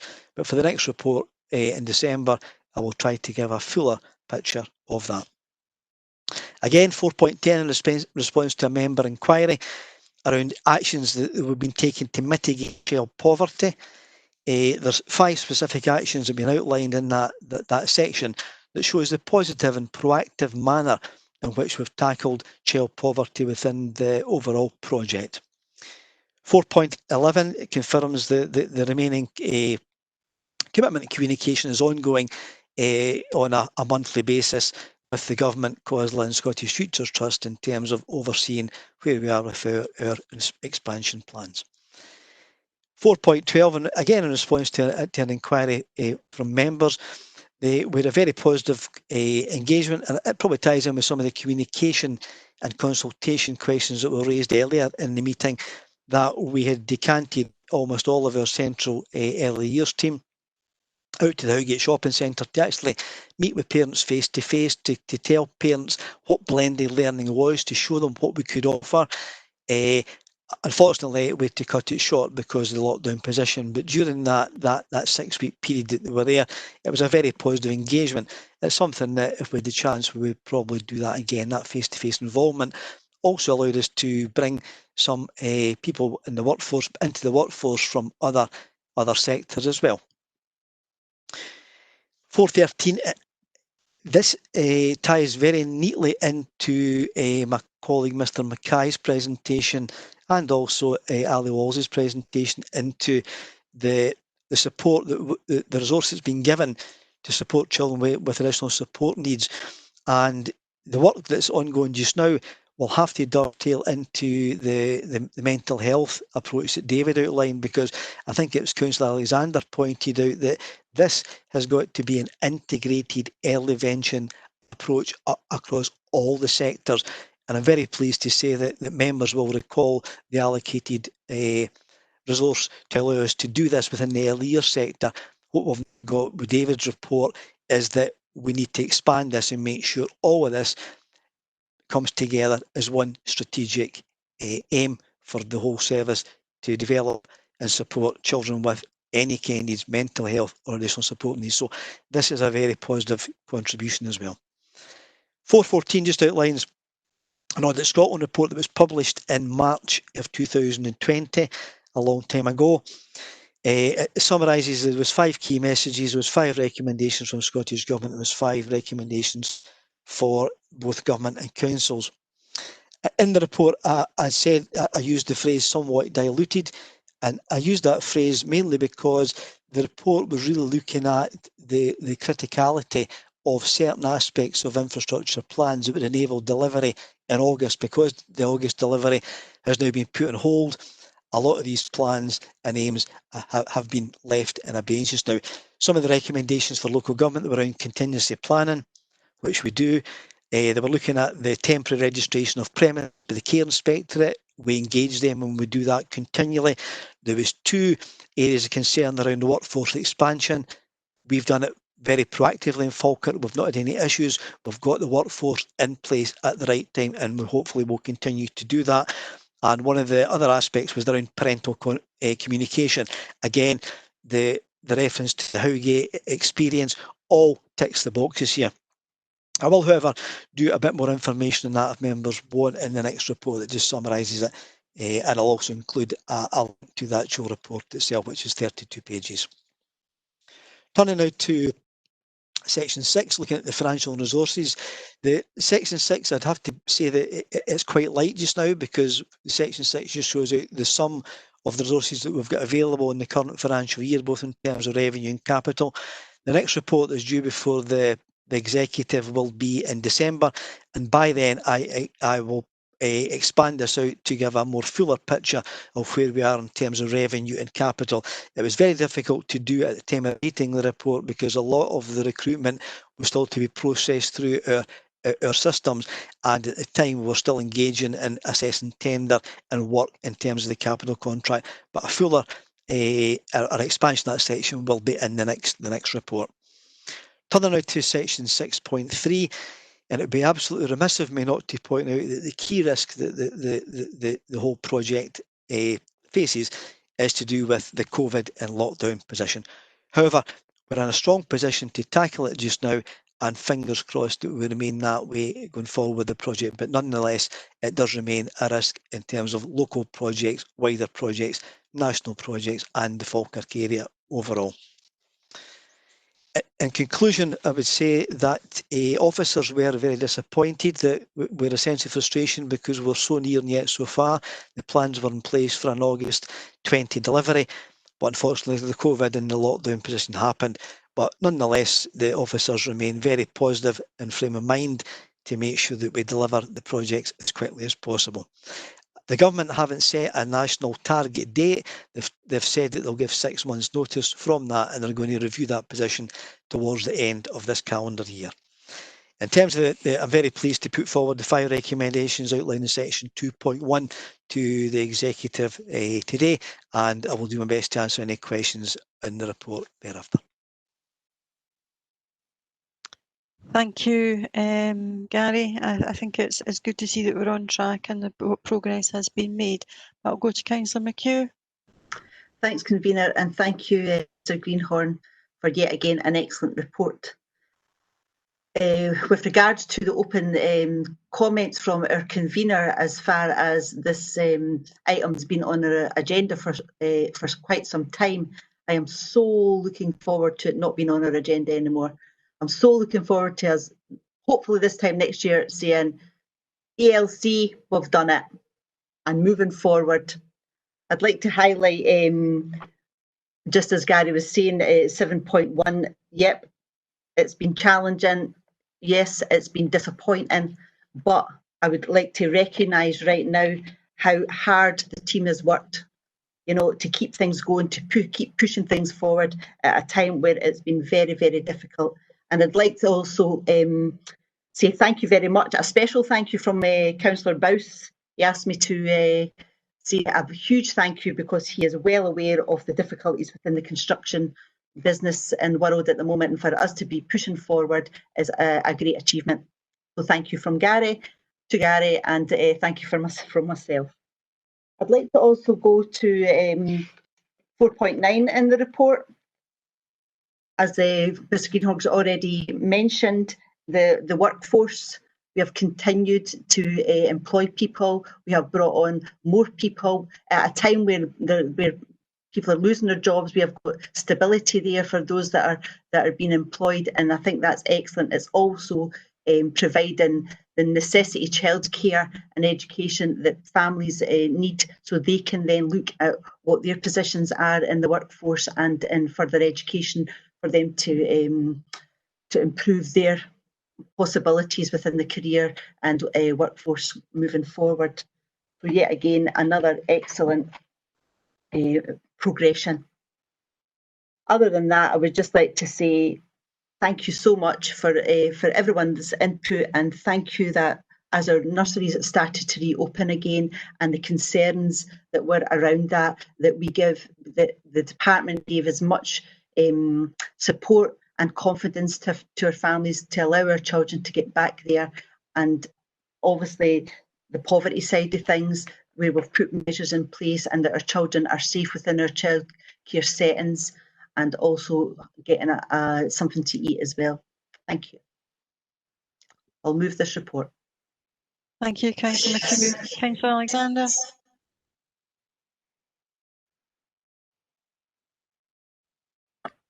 I formally second the report, Convener, and reserve the right to return to the debate. Okay, thank you. Okay, I will open it up now for questions.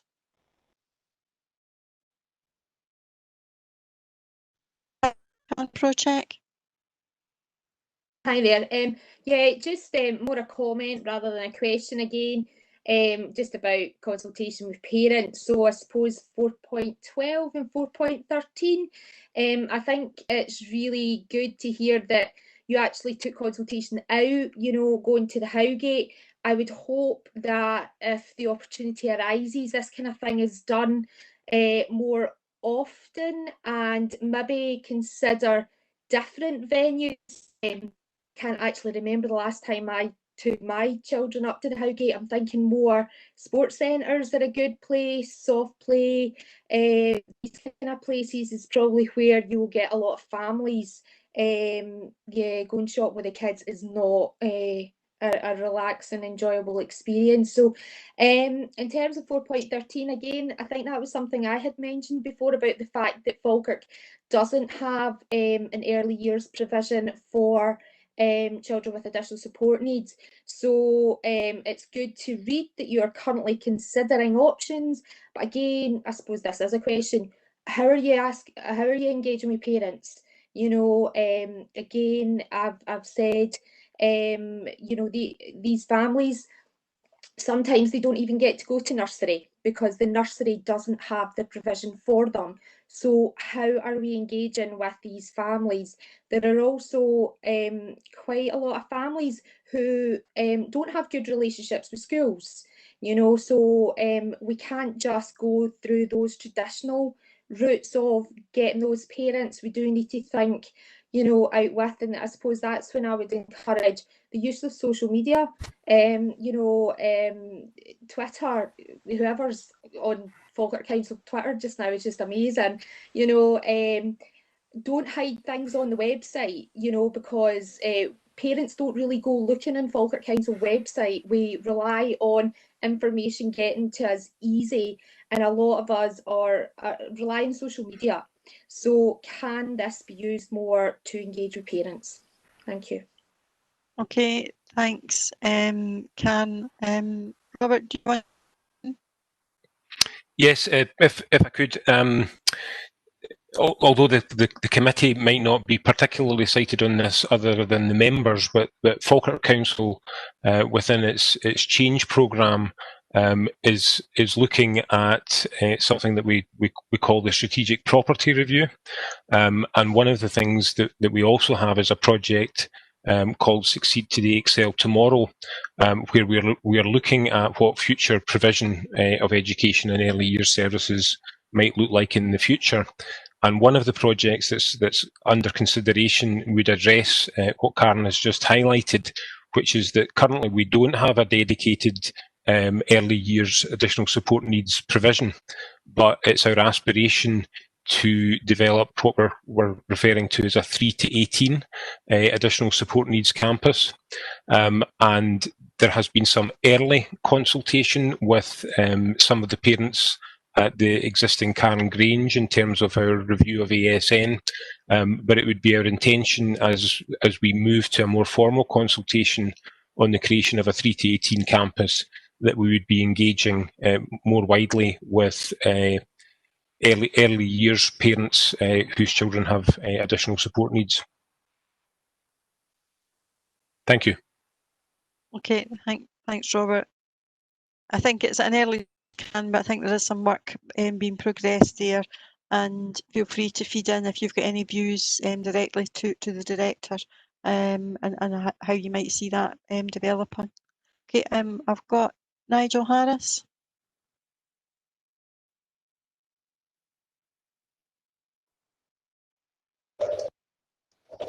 Thanks, convener. I think it is very encouraging to see that 100% of our youngsters are in nursery provision above the kind of 600 hours statutory level. I have a couple of questions just to ask Gary. It's around the ELC workforce, but it also takes in the Audit Scotland report. Now, one of the things which is highlighted in the Audit Scotland report is the great lack of national monitoring of movement of staff from the private sector, private and voluntary sectors into council sectors. Although it does comment that councils may be capturing these data locally. Just to ask Gary, do we have data on the movement of staff from the voluntary sector into the council sector, and we know what sort of level that has been at? Okay, thanks very much, Councillor Harris. I honestly can't give you the exact numbers, but yes, certainly we have had some movement from the private into our own sector. What I would say is that in terms of our ongoing consultation with the private sector continue to function as they have, and are a key deliverer of 1140 hours as are we just now.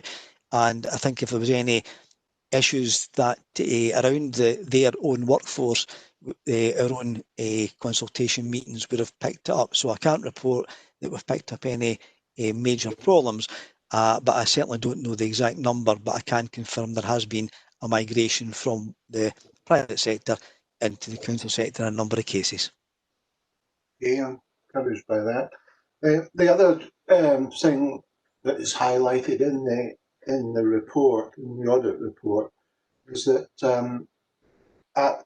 as of March, a number of councils, in fact about over half, had reported a lack of capital funding support or sufficient capital, and about a quarter were reporting a lack of revenue or sufficient revenue report, to the extent that they had to alter their expansion plans accordingly.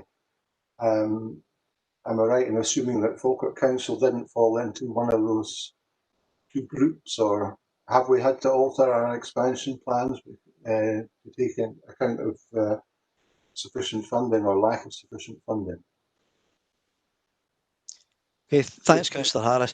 Councillor Harris, you may recall that in an earlier report to the executive, we had a agreement to do a CFCR, which is an acronym, but it's capital from current revenue.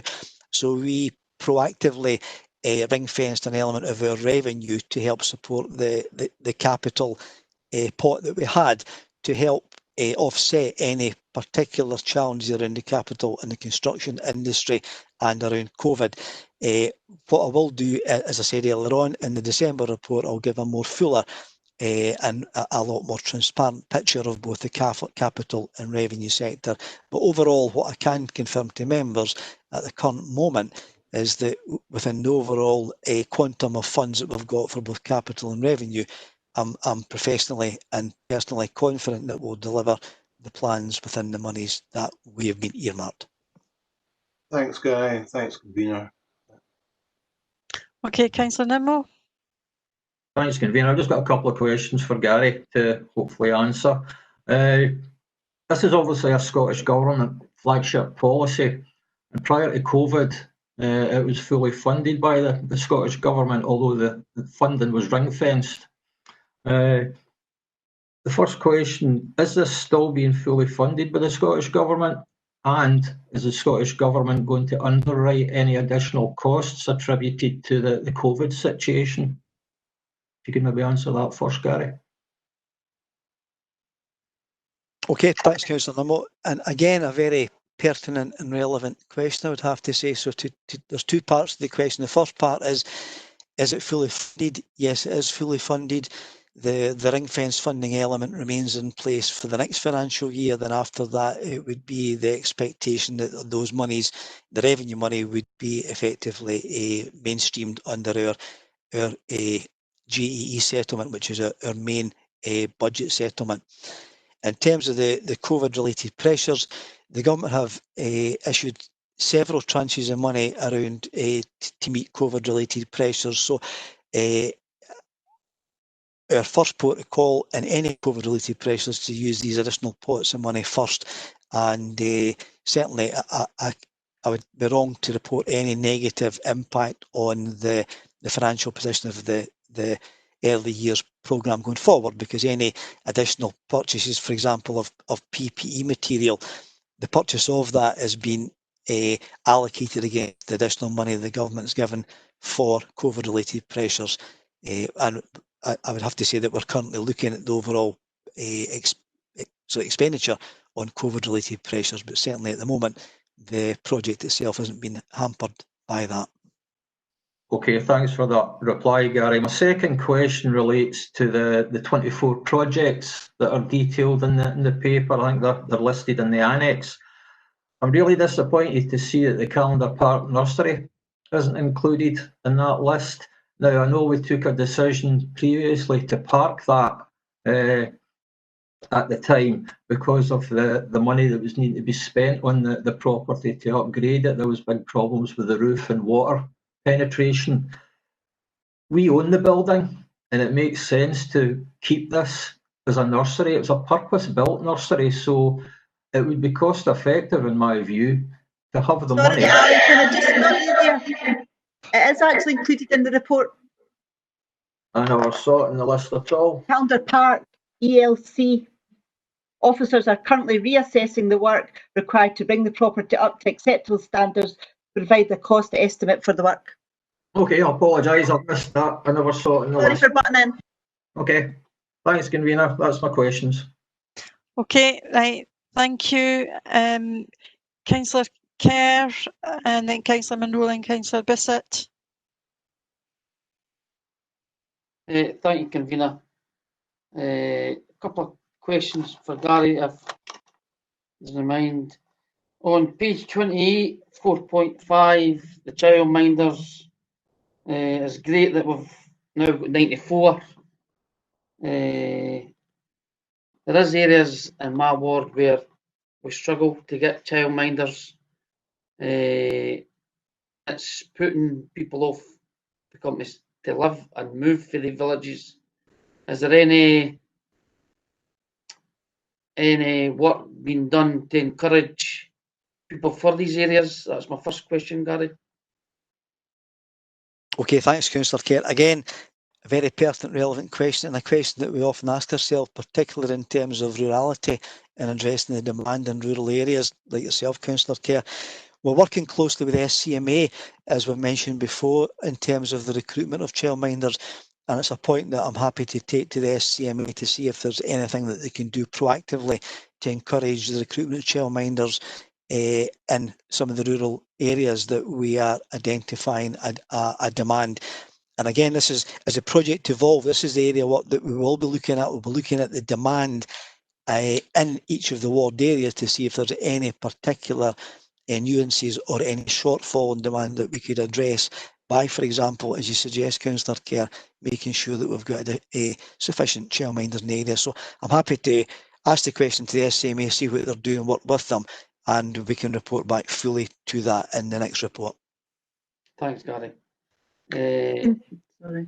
Convener, can I just say, sorry, James, and I'm going to really get my knuckles wrapped, I know, but we did have the Scottish Childminders Association come up and meet with, I think it was Slamanan parent council within the school to discuss childminders, because I know there's a particular problem, and I think the After School Care Club is down in Shield Hill, which prevents parents taking maybe longer hours and things like that, because the transfer from Slamanan down to Shield Hill is particularly difficult. So I believe that Karen Thompson did set up a meeting, and I believe the Childminders Association was up and met with Slamanan. Right, I'm not going to button again. Sorry, convener. We could maybe take that one offline. I'm very mindful of time, so can I ask people to be reasonably succinct in their contributions, please, and can we keep questions, please?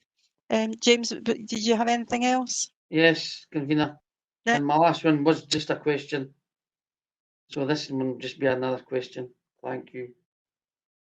I know previously, and you highlighted it in your summing up, Gary,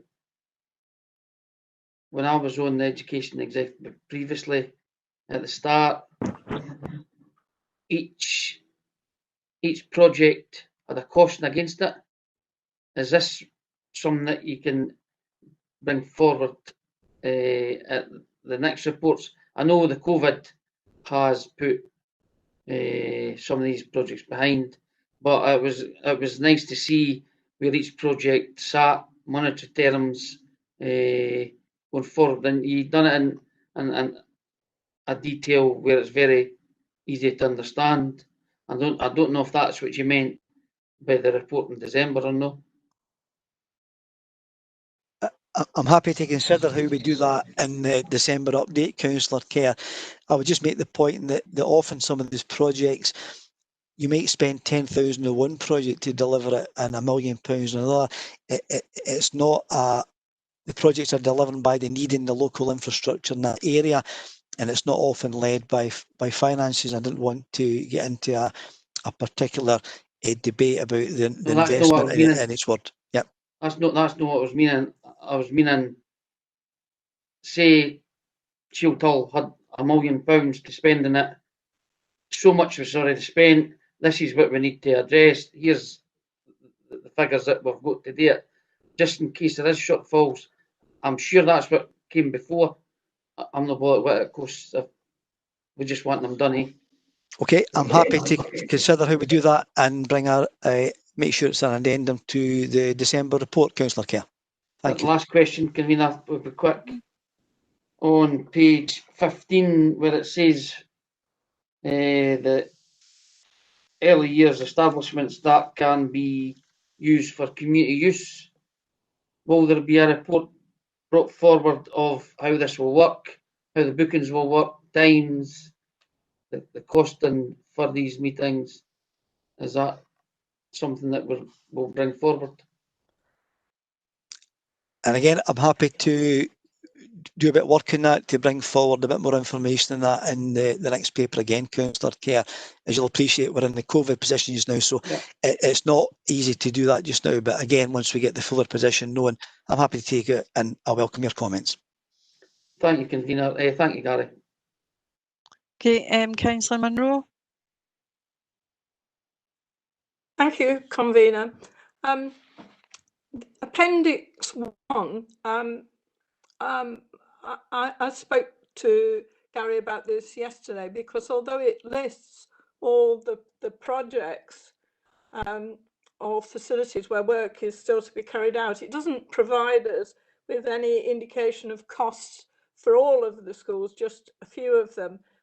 So on some we have no financial details at all, and given the huge cost implications of some, although as Gary pointed out they're quite modest on others, it does seem we ought to have some kind of similarity between each item, given that only last Friday we were talking about budget working group and how important it was to look at costs on an ongoing basis, and yet here in all of this report we're provided with very little in the way of costs at all. And one of the issues we talked about at length last Friday was, you know, how we work towards making ongoing savings, and one can't do that without actually having all the financial costs provided. So I would like to see more in the way of financials in terms of this appendix 1 when it's next presented. And when we raised the issue of childminders, I noticed in the audit report, which I was kindly sent a link for, that only 13% of 4,769 childminders are in partnership with councils today. So that's a particular issue, and one that we need to follow up on. And although Gary's set out that we actually do have an amount, I did wonder what percentage or proportion of funded ELS will be delivered by funded providers. It seems that the average within other councils has risen from 22% to 26%. So where are we in that picture? Thank you. Okay, thanks very much, Councillor Munro. In terms of the first question, yes, I'm already committed to expanding the financial section in the next report. I would say you mentioned the word savings there. That I would just like to remind members that all of these grants are ring fenced, and if there is any savings that accrue from one particular project, it's accrued in terms of the overall ring fence grant, and we can't use it to meet the savings aspects or aspirations of the council. Yes, we'll always try to drive best value and reduce expenditure as far as we can, but the purpose of the exercise here is to report a more fuller and more transparent financial section, and I'll happily do that in the December report. The second part of your question is the percentage of childminders and the percentage overall of the PVI sector or the private sector involved in doing it. When we first set out this exercise, Councillor Munro, we were probably had about 8% of our delivery was in the private sector, and we're now looking to increase that beyond that. I will come back to you with the exact percentage figure that we've got in the next report, and that's not a problem. Thanks for your comments. Okay, thank you, Gary. Go to Councillor Bissett, and then that'll be the last speaker. Thanks, Convener. Having had quite a significant amount of experience in delivering projects, I know the difficulties we face normally without having the added impact of the coronavirus. So I'd like to just thank direct this to Gary. I'd just like to thank Gary and his teams for getting to this stage. I think it's been quite an achievement. Had the virus not came along, that would have been delivered on time, and that is a fantastic achievement. So I'd just like to pass my thanks on to the teams been involved in it, and the ongoing difficulties we face. I'm sure they'll adapt and overcome, and we'll get probably all delivered by. So I'd just like to pass on my thanks here. I welcome regarding childminders. I know how difficult it's been to try and get childminders, so I was glad to see that in the report, because it's been a difficult task, and I'm glad we are where we are with that. And also at 4.3, I was glad to see the comments on kids with additional support needs and how we're going to go forward with that. The other thing I wanted to ask Gary about was the information in the report regarding community use of these ELC buildings, some meeting rooms. I just wonder if you could confirm that this is from the SPR, because under SPR we've still not agreed whether we would use the schools or not. So is this just for information, or is this something that's going to happen? Because we were still to arrive at a point where we would have discussions with the schools and whether they could use the premises or not. So I just wonder if you clarify that, please. Thank you. Okay, thanks very much, Councillor Bissett. Just to say, Councillor Bissett, you're absolutely correct. The question that we were asked, albeit I was asked back in, I think, November 19, to produce a report that showed the potential of community use. This is about the potential of community use beyond the use of the schools where the nursery classes are in, to look at the new establishments that provide, to say, is there any rooms in there that could be used for any community purpose?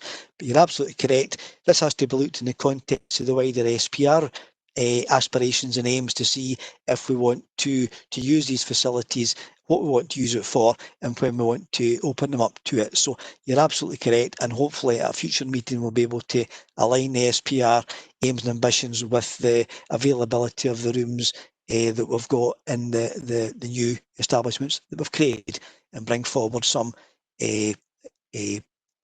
actions that suit local needs. Thank you. Okay, Councillor Alexander, you wanted in. Can I ask you to be very brief, because I want to give time to the next item? So just I did ask people to be very succinct, but time's moving on. You're on mute.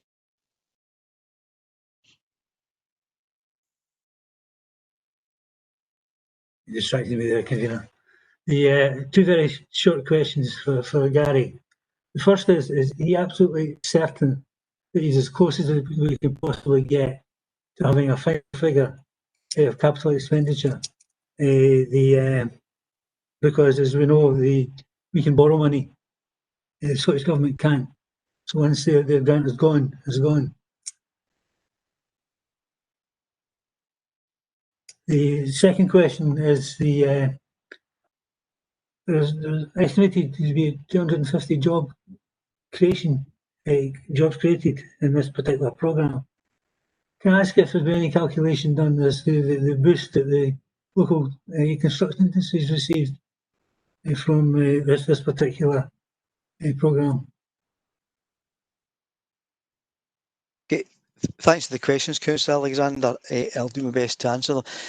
In terms of the first question, again, the capital project, there's a lot of projects now are at the tender stage, the valuation stage. We're looking to effectively pay the contractors' final bills, etc. So I'm hoping to be able to provide a more definitive position in the December report once a lot of these costs come through and are known. There's certainly an element of risk attached to it because of the whole COVID and the construction challenges that we've got just now, but by December, and here I hope to address that first question in terms of a projection where we are. I do remain confident that we'll be able to deliver the whole project within the quantum of the capital resources that we've got or we've earmarked already. Second part of your question was looking at the economic benefit from the construction industry locally.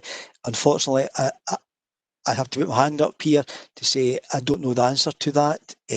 I'll have to probably refer back to some my colleagues in development services to see if they've done any appraisal of that. What I can say is there's been quite a bit of local benefit to the local economy in terms of investment locally, and also some of the more national construction companies have recruited their workforce from some local sources, but I don't have the information available, but I'm happy to go ask development services to see if they can help answer that part of your question.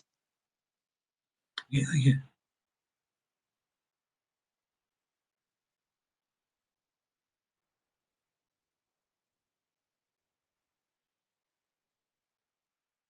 Sorry, can we agree the report?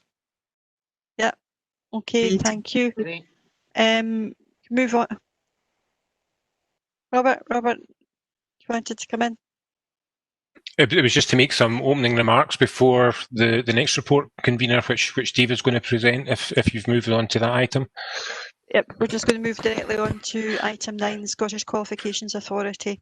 So if you've got some opening comments, that's absolutely fine.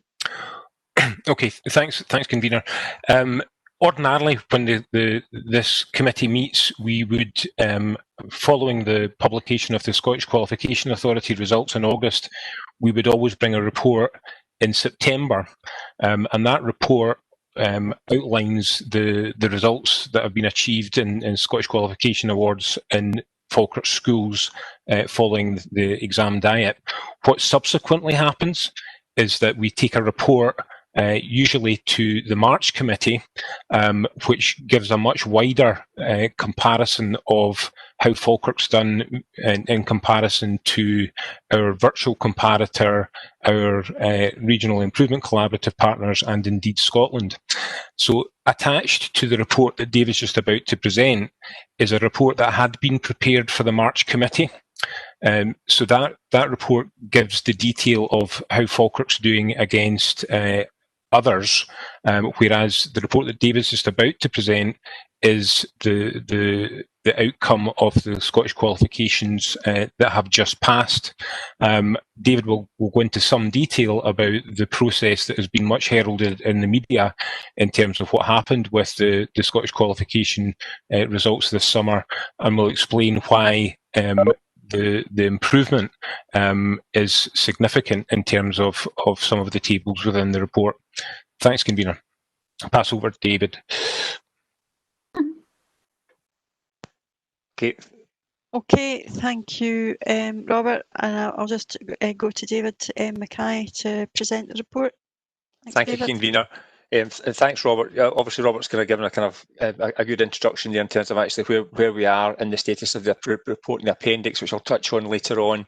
Again, as I've said, every year that we bring this particular report, this is a very narrow slice of the attainment for our children and young people that's focusing on attainment for our S4s upwards in our secondary schools, looking at the SQA qualifications, and section 3 details the background of this particular matter. And as Robert said, the further report that comes to committee in March is the total basket that children and young people receive when they leave school, which covers everything that they possibly could have qualifications on, as stated in the report here, which covers, national qualifications, it covers HNCs, it covers Duke of Edinburgh, John Muir Awards, etc. And that report at the end covers the position for last year. Obviously, this year has been particularly challenging for schools and for our children and young people and their families in relation to the SQA scenarios. The large degree of uncertainty, obviously moving into lockdown in March, with the exams on the horizon for our young people, which proved pretty difficult. My colleagues moved at pace to implement the government and the SQA's guidance and direction in relation to gathering evidence and estimating the grades for our pupils this year. We implemented a range of approaches across Falkirk where we had moderation at all levels, both within subject departments, within faculties, within schools, and then at the authority level as well, where we were doing a sense check in relation to the data that our schools were providing on their estimated grades for our children and young people. Leading up to the summer, while we noted there was a slight increase from our anticipated profile of attainment for the coming year, it was within acceptable bounds given the constraints that we were working with at that time, and we were quite satisfied with that. Now, obviously, over the summer, we'll all be aware of the various interventions that took place that culminated in the Scottish Government making the decision of no detriment to our young people, and therefore any young person's estimated grade that was above that which was given by the SQA in the initial round was to be the grade that they were given.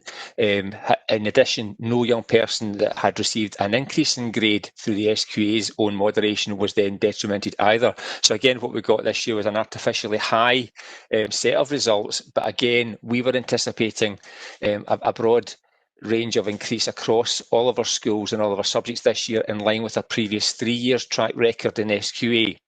And again, that's further supported by the paper at the end in terms of the school leaver data. However, I am aware, obviously, that some of the data is significantly higher than we would have expected for the coming year. If we move through the paper, 4.1 looks at the SQ attainment in S4, and it looks across the bands of 5 or more qualifications at level 3, 5 or more qualifications at level 4, and 5 or more qualifications at level 5. And again, across all measures, you can see a positive trend with the Falkirk picture. And again, that's in line with our anticipated grades for this year. However, the percentage increase this year is probably slightly higher than we would have anticipated. Section 4.2 looks at measures across attainment for S5, and it looks at 1 or more qualifications at STQF level 6, which is higher, 3 or more qualifications at level 6, or 5 or more qualifications at level 6. And again, we're seeing a positive trend there, that our data has continued to move in the right direction for our schools and our young people across all of those measures. 4.3 then looks at attainment by the end of level 6, and it looks at a blend of higher qualifications and advanced hires in terms of 3 or more hires, 5 or more hires, or 1 or more advanced hire. And again, the picture is positive in all aspects for our children and young people. The 4.4 makes reference to the Appendix 1. And I don't propose to go through Appendix 1 in great detail, but what I would do is refer to members of the committee to the last one of the last pages where it looks at the bubbles. And if members remember from previous years, I've said the aspiration within Falkirk is to have our little blue bubbles rise above the virtual comparator bubbles. And I think this picture is a really positive picture for Falkirk schools. So we are seeing the bubbles beginning to rise above the virtual comparators, which means we're outperforming that which was expected of us. But also, if you look at the gradient of the line, we're seeing the line rising above the virtual comparator, but also tilting in a direction that shows that we're closing the attainment gap as well. So again, I think that's a really positive and strong report in relation to that particular set of data. I think section 4.5 then looks to what we then do from now. I'm just about to embark in my annual engagement with all of my secondary schools, with my colleagues, where we have individual meetings with the senior leadership teams, albeit remotely this year, to go through their individual reports in great detail and deep dive into each subject area to look for areas of success or otherwise, and how we can then further support our colleagues to drive the agenda in the correct direction. And I think we've got a real strong track record now emerging in Falkirk of the schools really working very effectively to support our children and young people to ensure that they're achieving the best that they possibly can do, and also come away with significant sets of qualifications that allow them to progress on to the next stages in their careers or their learning journeys. And I'm obviously happy to take any questions from members. Thank you, David. I think this is a very welcome report, building on the building blocks of the last couple of years, and we're starting to see some real positives coming through around that attainment gap. So I think I would take some congratulations back to the staff and the young people involved, because it's their hard work that's actually achieving all of this. But I won't say any more and steal anything from Councillor McHugh. Thank you, Convener. And thank you, David. Yes, I would also like to reiterate my thanks to staff and to our children and young people. Obviously, this is, I'll say that phrase that everybody's using, an unprecedented year. And I welcome the Scottish Government's response. And yes, none of our children have been downgraded. Sorry, this went. None of our children have been downgraded in any way. And moving forward, going by the charts, going by the report, yes, we are on track. We are continuing to close that attainment gap, and I welcome that. I welcome the following years, because I think this year is going to have a knock-on effect on the next few years, and I believe we've got quite a bit of work ahead of us. So I'd like you to take my thanks to your head teachers as you meet with them, and tell them that I appreciate that there's a lot of work going forward. Again, I would just like to highlight that this shows to me, and this is a personal opinion of mine, but that we really need to put more emphasis on coursework, on the stuff that our children are learning day in and day out, that if there comes a time where exams are not possible, like it has came this year, then our children are getting deep thinking, deep learning, and can move forward whether they have that exam result or not. I believe in the early days of education. I've lost my train of thought here. Curriculum for Excellence. The whole point of Curriculum for Excellence was that we move forward with more deeper learning, so we're not just teaching to pass an exam, and I welcome that. And if anything we can take positive out of COVID-19 is that our children will start to attain a more in-depth learning. So thank you, David, and please send my thanks to all. Okay, Councillor Murtagh. Yeah, I'm happy to second the report, and I'll reserve the right to come back to the debate. Okay, I will open up for members' questions.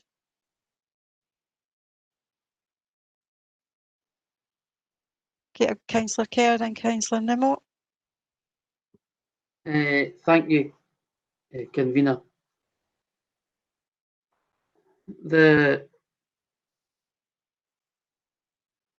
The results look good, but what we've got to remember, the pupils didn't sit in exams, and it's based on teacher judgment, and this makes it difficult to compare this year to previous years. And we know national 5 exams next year. What we'll hopefully see with the results this year, that it'll be a better higher exams next year. A couple of questions for David. When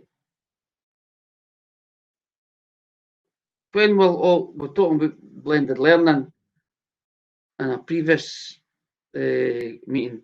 When will all our iPads be rolled out to all our pupils? Thank you, Councillor Kerr. We're obviously currently working through the digital project as we speak. The orders have been placed, and I understand that we're about to receive the first backs within the next week or so, and they'll be then rolled out on a prioritised basis to staff, then our vulnerable children and young people, and then there's a programme of rollout thereafter. So hopefully that programme will begin in the very near future. And obviously, hopefully, places in a much stronger position in terms of the point you made in terms of having to move back into a blended learning scenario. Should that be the case, we will then have much greater equipment on the ground to support our children and young people. Thanks, David. And if we go to that blended learning, have we got the support of our IT team to help? Because there'll be lots of pupils who might need the IT support. We've got the people in place if they require. Yep, Thank you, Councillor. Yeah, the working, John Reid and Stuart Lenny are currently leading in this particular piece of work for me, and we've got a group of colleagues that are supporting them in terms of that, to provide that infrastructure and support to both the staff and the children and young people as we roll out this equipment. We've also purchased over 700 Wi-Fi connection points for families as well. So for those that have got difficulty connecting to the internet, we're able to target those, and they're being rolled out in the next few weeks as well to support that particular aspect of it. In relation to the kit itself, it's self-building, I understand, so the families will be given the kit. It should then self-build and connect to the internet accordingly, and that can then be remotely managed and supported as well. So it gives an additional layer of support that can be provided as well to the individuals once they start to use the kit. Right, thank you. On the results, David, did all the schools improve at all levels? I think, as you'd anticipate, Councillor, we had a variation across all of our schools, because the overall picture is very strong, but within that there's fine-grained differences between our schools, and that's obviously the conversations that both myself and my colleagues have with the schools to address any of those local issues that may be arising, whether that's subject related, whether it's a course choice related, etc. We will pick that up at an individual level with the schools to ensure that we promote further progression in the coming years. With there not been any National 5 exams next year, what are the schools and your team doing to ensure that this improvement can maintain and that the pupils progress? Yep.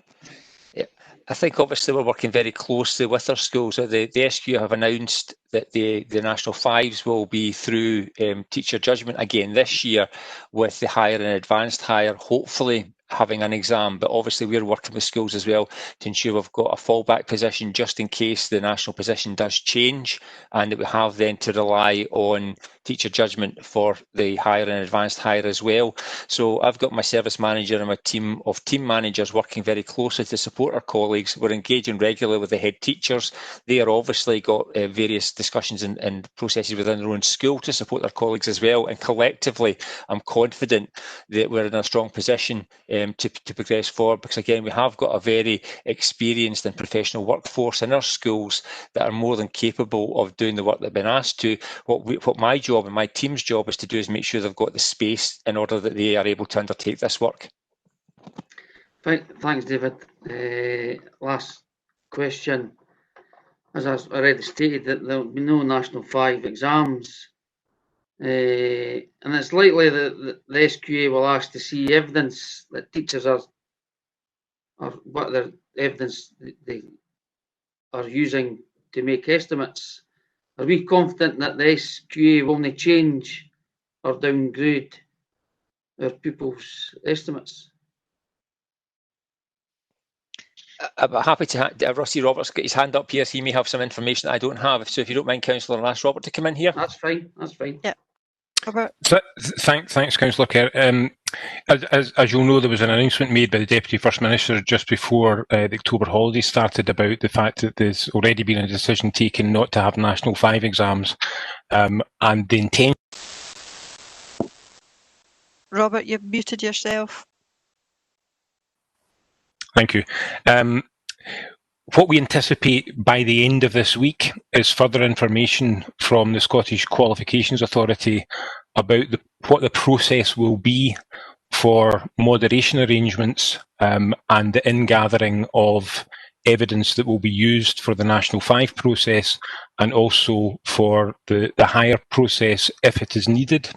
So at the moment we are awaiting the detail, both in terms of revised course content and what the arrangements will be for that moderation process. And it would be our intention, I think, to bring a report to the December committee to make absolutely clear to the committee, and separately communications are being prepared to go to parents and young people about exactly what the expectations will be as we move towards to the exam diet next May. I think it's maybe worth mentioning that there's a linkage here to the report that we discussed earlier about mental health and well-being. I think it was much trailed over the summer months. The level of anxiety that young people who had sat exams were experiencing, uncertainty about whether or not they'd be awarded university places and so on. So it's a priority for us that as soon as we've got the detail from the Scottish Qualifications Authority, that we'll be making both members and all of our constituents and children and young people aware of just exactly what the expectations are, so that we can avoid any continued levels of anxiety for those that are about to embark on the exam diet in the coming months. Thanks, Convener. Thank you, Robert. Just to finish off, Convener, I totally agree with Councillor McHugh that the coursework will be more important this year, and I have every confidence in our teaching staff that they can cover through the coursework, and that the children, young people will deliver the standards that hopefully they've met this year and above. Thank you very much, Convener. Thank you, David and Robert. Okay, thank you, Councillor Kerr. Councillor Nimmo.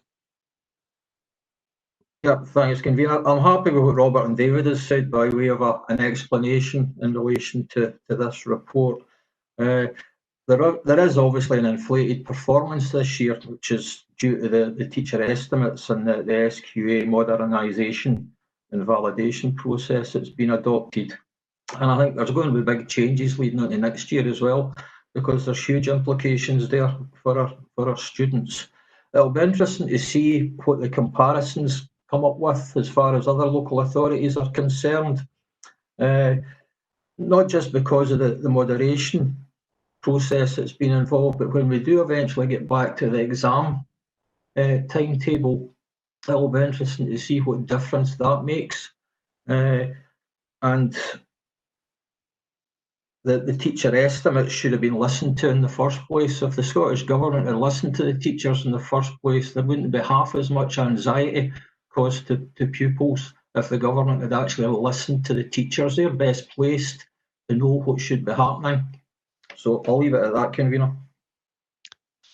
Okay, thank you, Councillor Nimmo, but I think it was the SQA that we're listening to the teacher estimates issues in relation to that.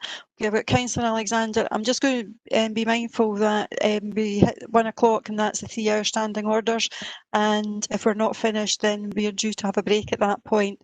So just to make people aware of that. But Councillor Alexander. Yeah, I think that you hit the nail on the head. It was the SQA that were looking at the teachers' estimates. The bottom line is that we faced something that we've never faced before. This is a pandemic. Never faced anything like it before. Everyone did an absolutely marvellous job, from the First Minister down, right the way through the Education Authority, right the way through the wider areas. Sometimes it's better to look back to get a perspective as to the progress you're making as to look forward. And what we had was a situation where we were a bottom quartile education authority. In fact, we were bottom of that league as well. We're now a top quartile education authority, and a lot of the credit goes to our officers, our teachers, our support staff, all of the employees of Falkirk Council who contribute so productively to this particular service. But also we recognised at that time, and my colleague Tom Coleman advised a strategy whereby education had to be improved from the junior years upwards. You get an early hit by concentrating on exams. To produce an all-round education authority, an all-round educational service, you had to look at the education as a whole, and you had to take a longer term point of that particular service. And Tom did that, and we're seeing the results of that today. His contribution shouldn't be underestimated. So with that, convener, I think, yes, there has been an inflated reaction. But let's remember, last year was a record year for us. Before this pandemic struck, we had a record level of achievement. We were demonstrating that we could close the learning gulf between those looked after the kids compared to those in affluent areas. We showed that we could do that, and I think again that it's due to the diligence and the professionalism of our staff at all levels, the motivational aspect for the kids themselves. So I'm delighted with the report and delighted with the progress. We're making a long way to be a top quartile service for education. Okay, thank you, David. I think we've got Holly and Callum that want to make a point, so can we welcome them and whoever wants to speak first?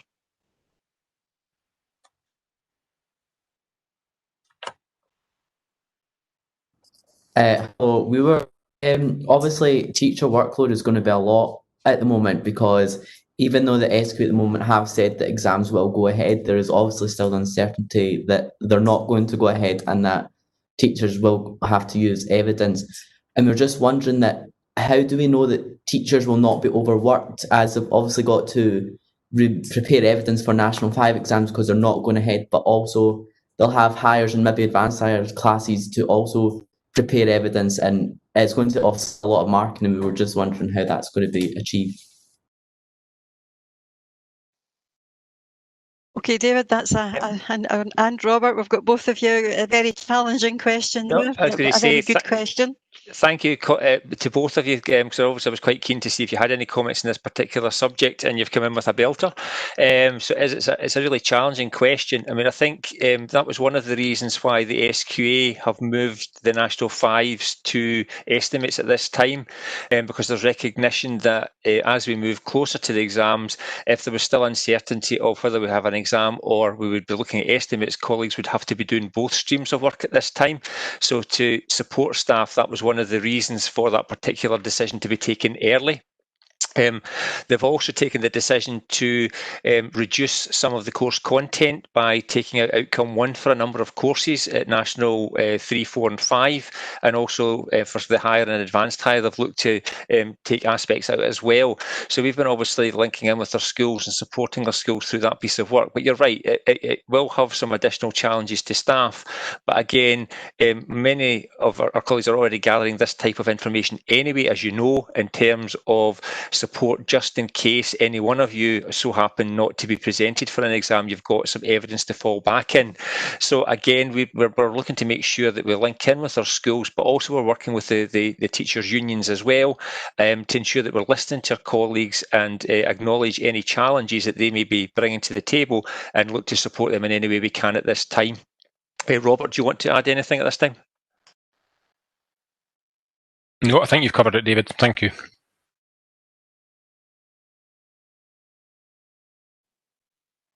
Okay, thank you to Callum and Holly for that question. Okay, can I ask again that members' contributions are brief? There's other meetings happening later on, so can we keep it to questions rather than just comments? If there are any further questions. Councillor Reid and Councillor Murtagh, I want to bring you in next because I need to move on with the item. Councillor Reid first. Okay, thank you, Convener. Quickly, I just want to reiterate what Councillor Alexander said in reference to Councillor Coleman, the late Councillor Coleman. I think it'd be interesting to produce a graph covering the last, well, that'd be 20 years now, and just see the increase. Might have been a slight blip along the way, but I fully share what David said. Two questions. Nat 5, there's always been concern about Nat 5 when it was introduced, and the current cohort of students have missed a few weeks of his study. Is there a case for a re-examination of that particular aspect? of the programme. And thirdly, on a lighter note, could I have a retrospective appeal against my higher physics mark of C when my teacher assured me I was going to get an A? Okay, David, you might have a challenge there somewhere. Thank you, Councillor Reid. I'm not really sure what the time bar is on appeals, but we can obviously look into it for you. In relation to the question you had, I mean, I think it's right. There's some challenges around the time that's available to deliver the course programme, and that's obviously one of the reasons why the SQA have reviewed their courses and have taken out certain aspects of the work for the coming year to support colleagues with that time kind of challenge that they face, and also the expectation of the increased workload, and to ensure that they've got the appropriate evidence in place for the young people as we move through the year. So I think that'll go a long way to support colleagues. But you're right, we don't know what's around the corner. We're trying to plan for all eventualities, and we're very much at the mercy of the kind of virus at this time and whatever further restrictions are placed upon ourselves. But I'm confident that my colleagues have been planning with us in terms of contingencies, to support us, whatever happens in the future. And again, we had the experience in the coming year, which we've learned from, and we're obviously looking to take on that knowledge into this session to further support colleagues and really try to anticipate, rather than, as we were the last time, really having to continually react. So hopefully we're a little bit more on the front foot this time.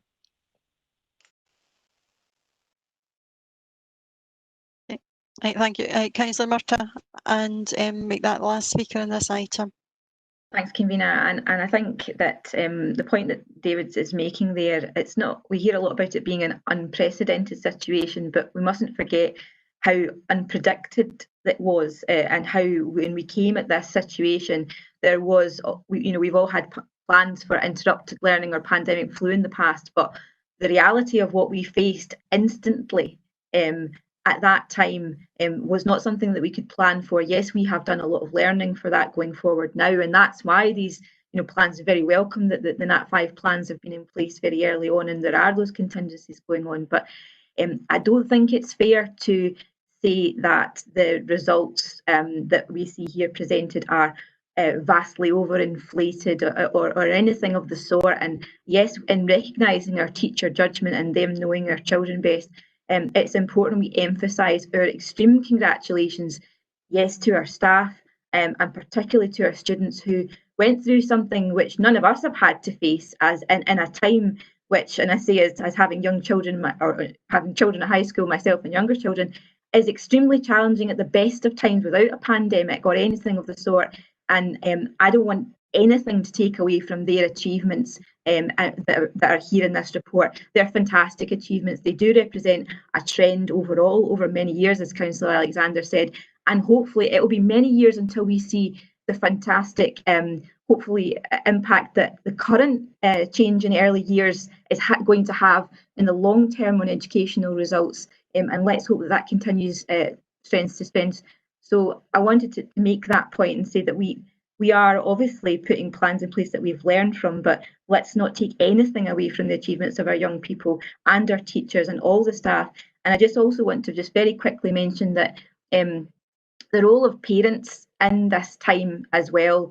We talk about the anxiety of the children themselves and of staff and everybody working together, but it's put an unprecedented level of responsibility even over and above what parents usually have, and the level of engagement that needed to be stepped up between our teaching staff and our schools and parents to be able to support their children. And I know as a parent who often, we kind of plenty of parents who are being homeschooled kind of give themselves a hard time about the amount of time they're able to spend with their kids, but actually they also have made a fantastic contribution to the results of our children, and want to mention that because we don't know what we're facing into going forward, and it's really important that we continue that communication and focus on communication between our staff and our parent body too, both on an individual basis and collectively. But absolutely, just to finish and say well done to all the people who are involved, and nothing can take away from your achievements. They're very well deserved,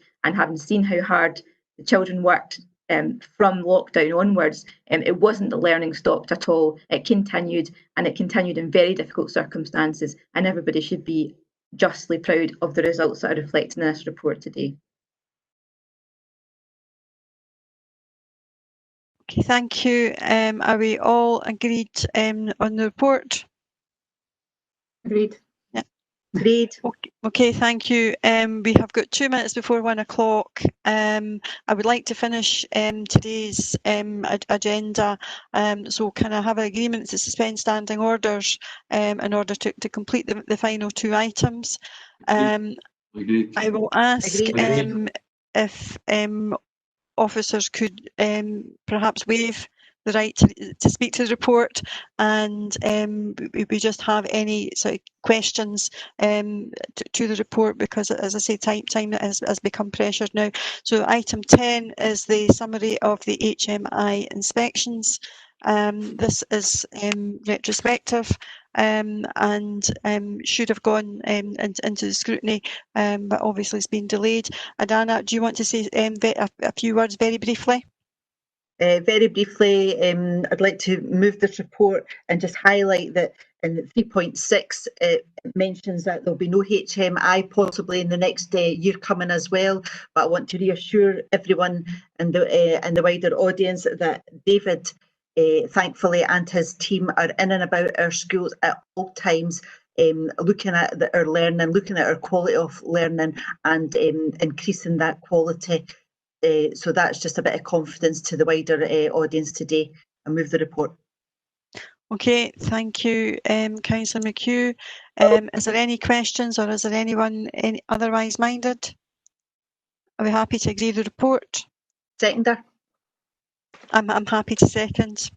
In relation to that, item 11 is a summary of the care inspector inspections. Again, just Councillor Colley, very briefly.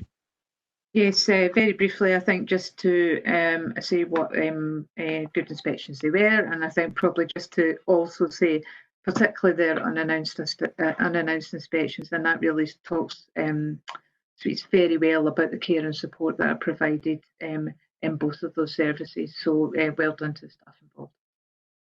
And indeed, it's great to finish on some good news. I'm happy to second the report. Is there any questions or anyone otherwise minded? We're happy to agree. Agreed. Agreed. Okay, thank you very much.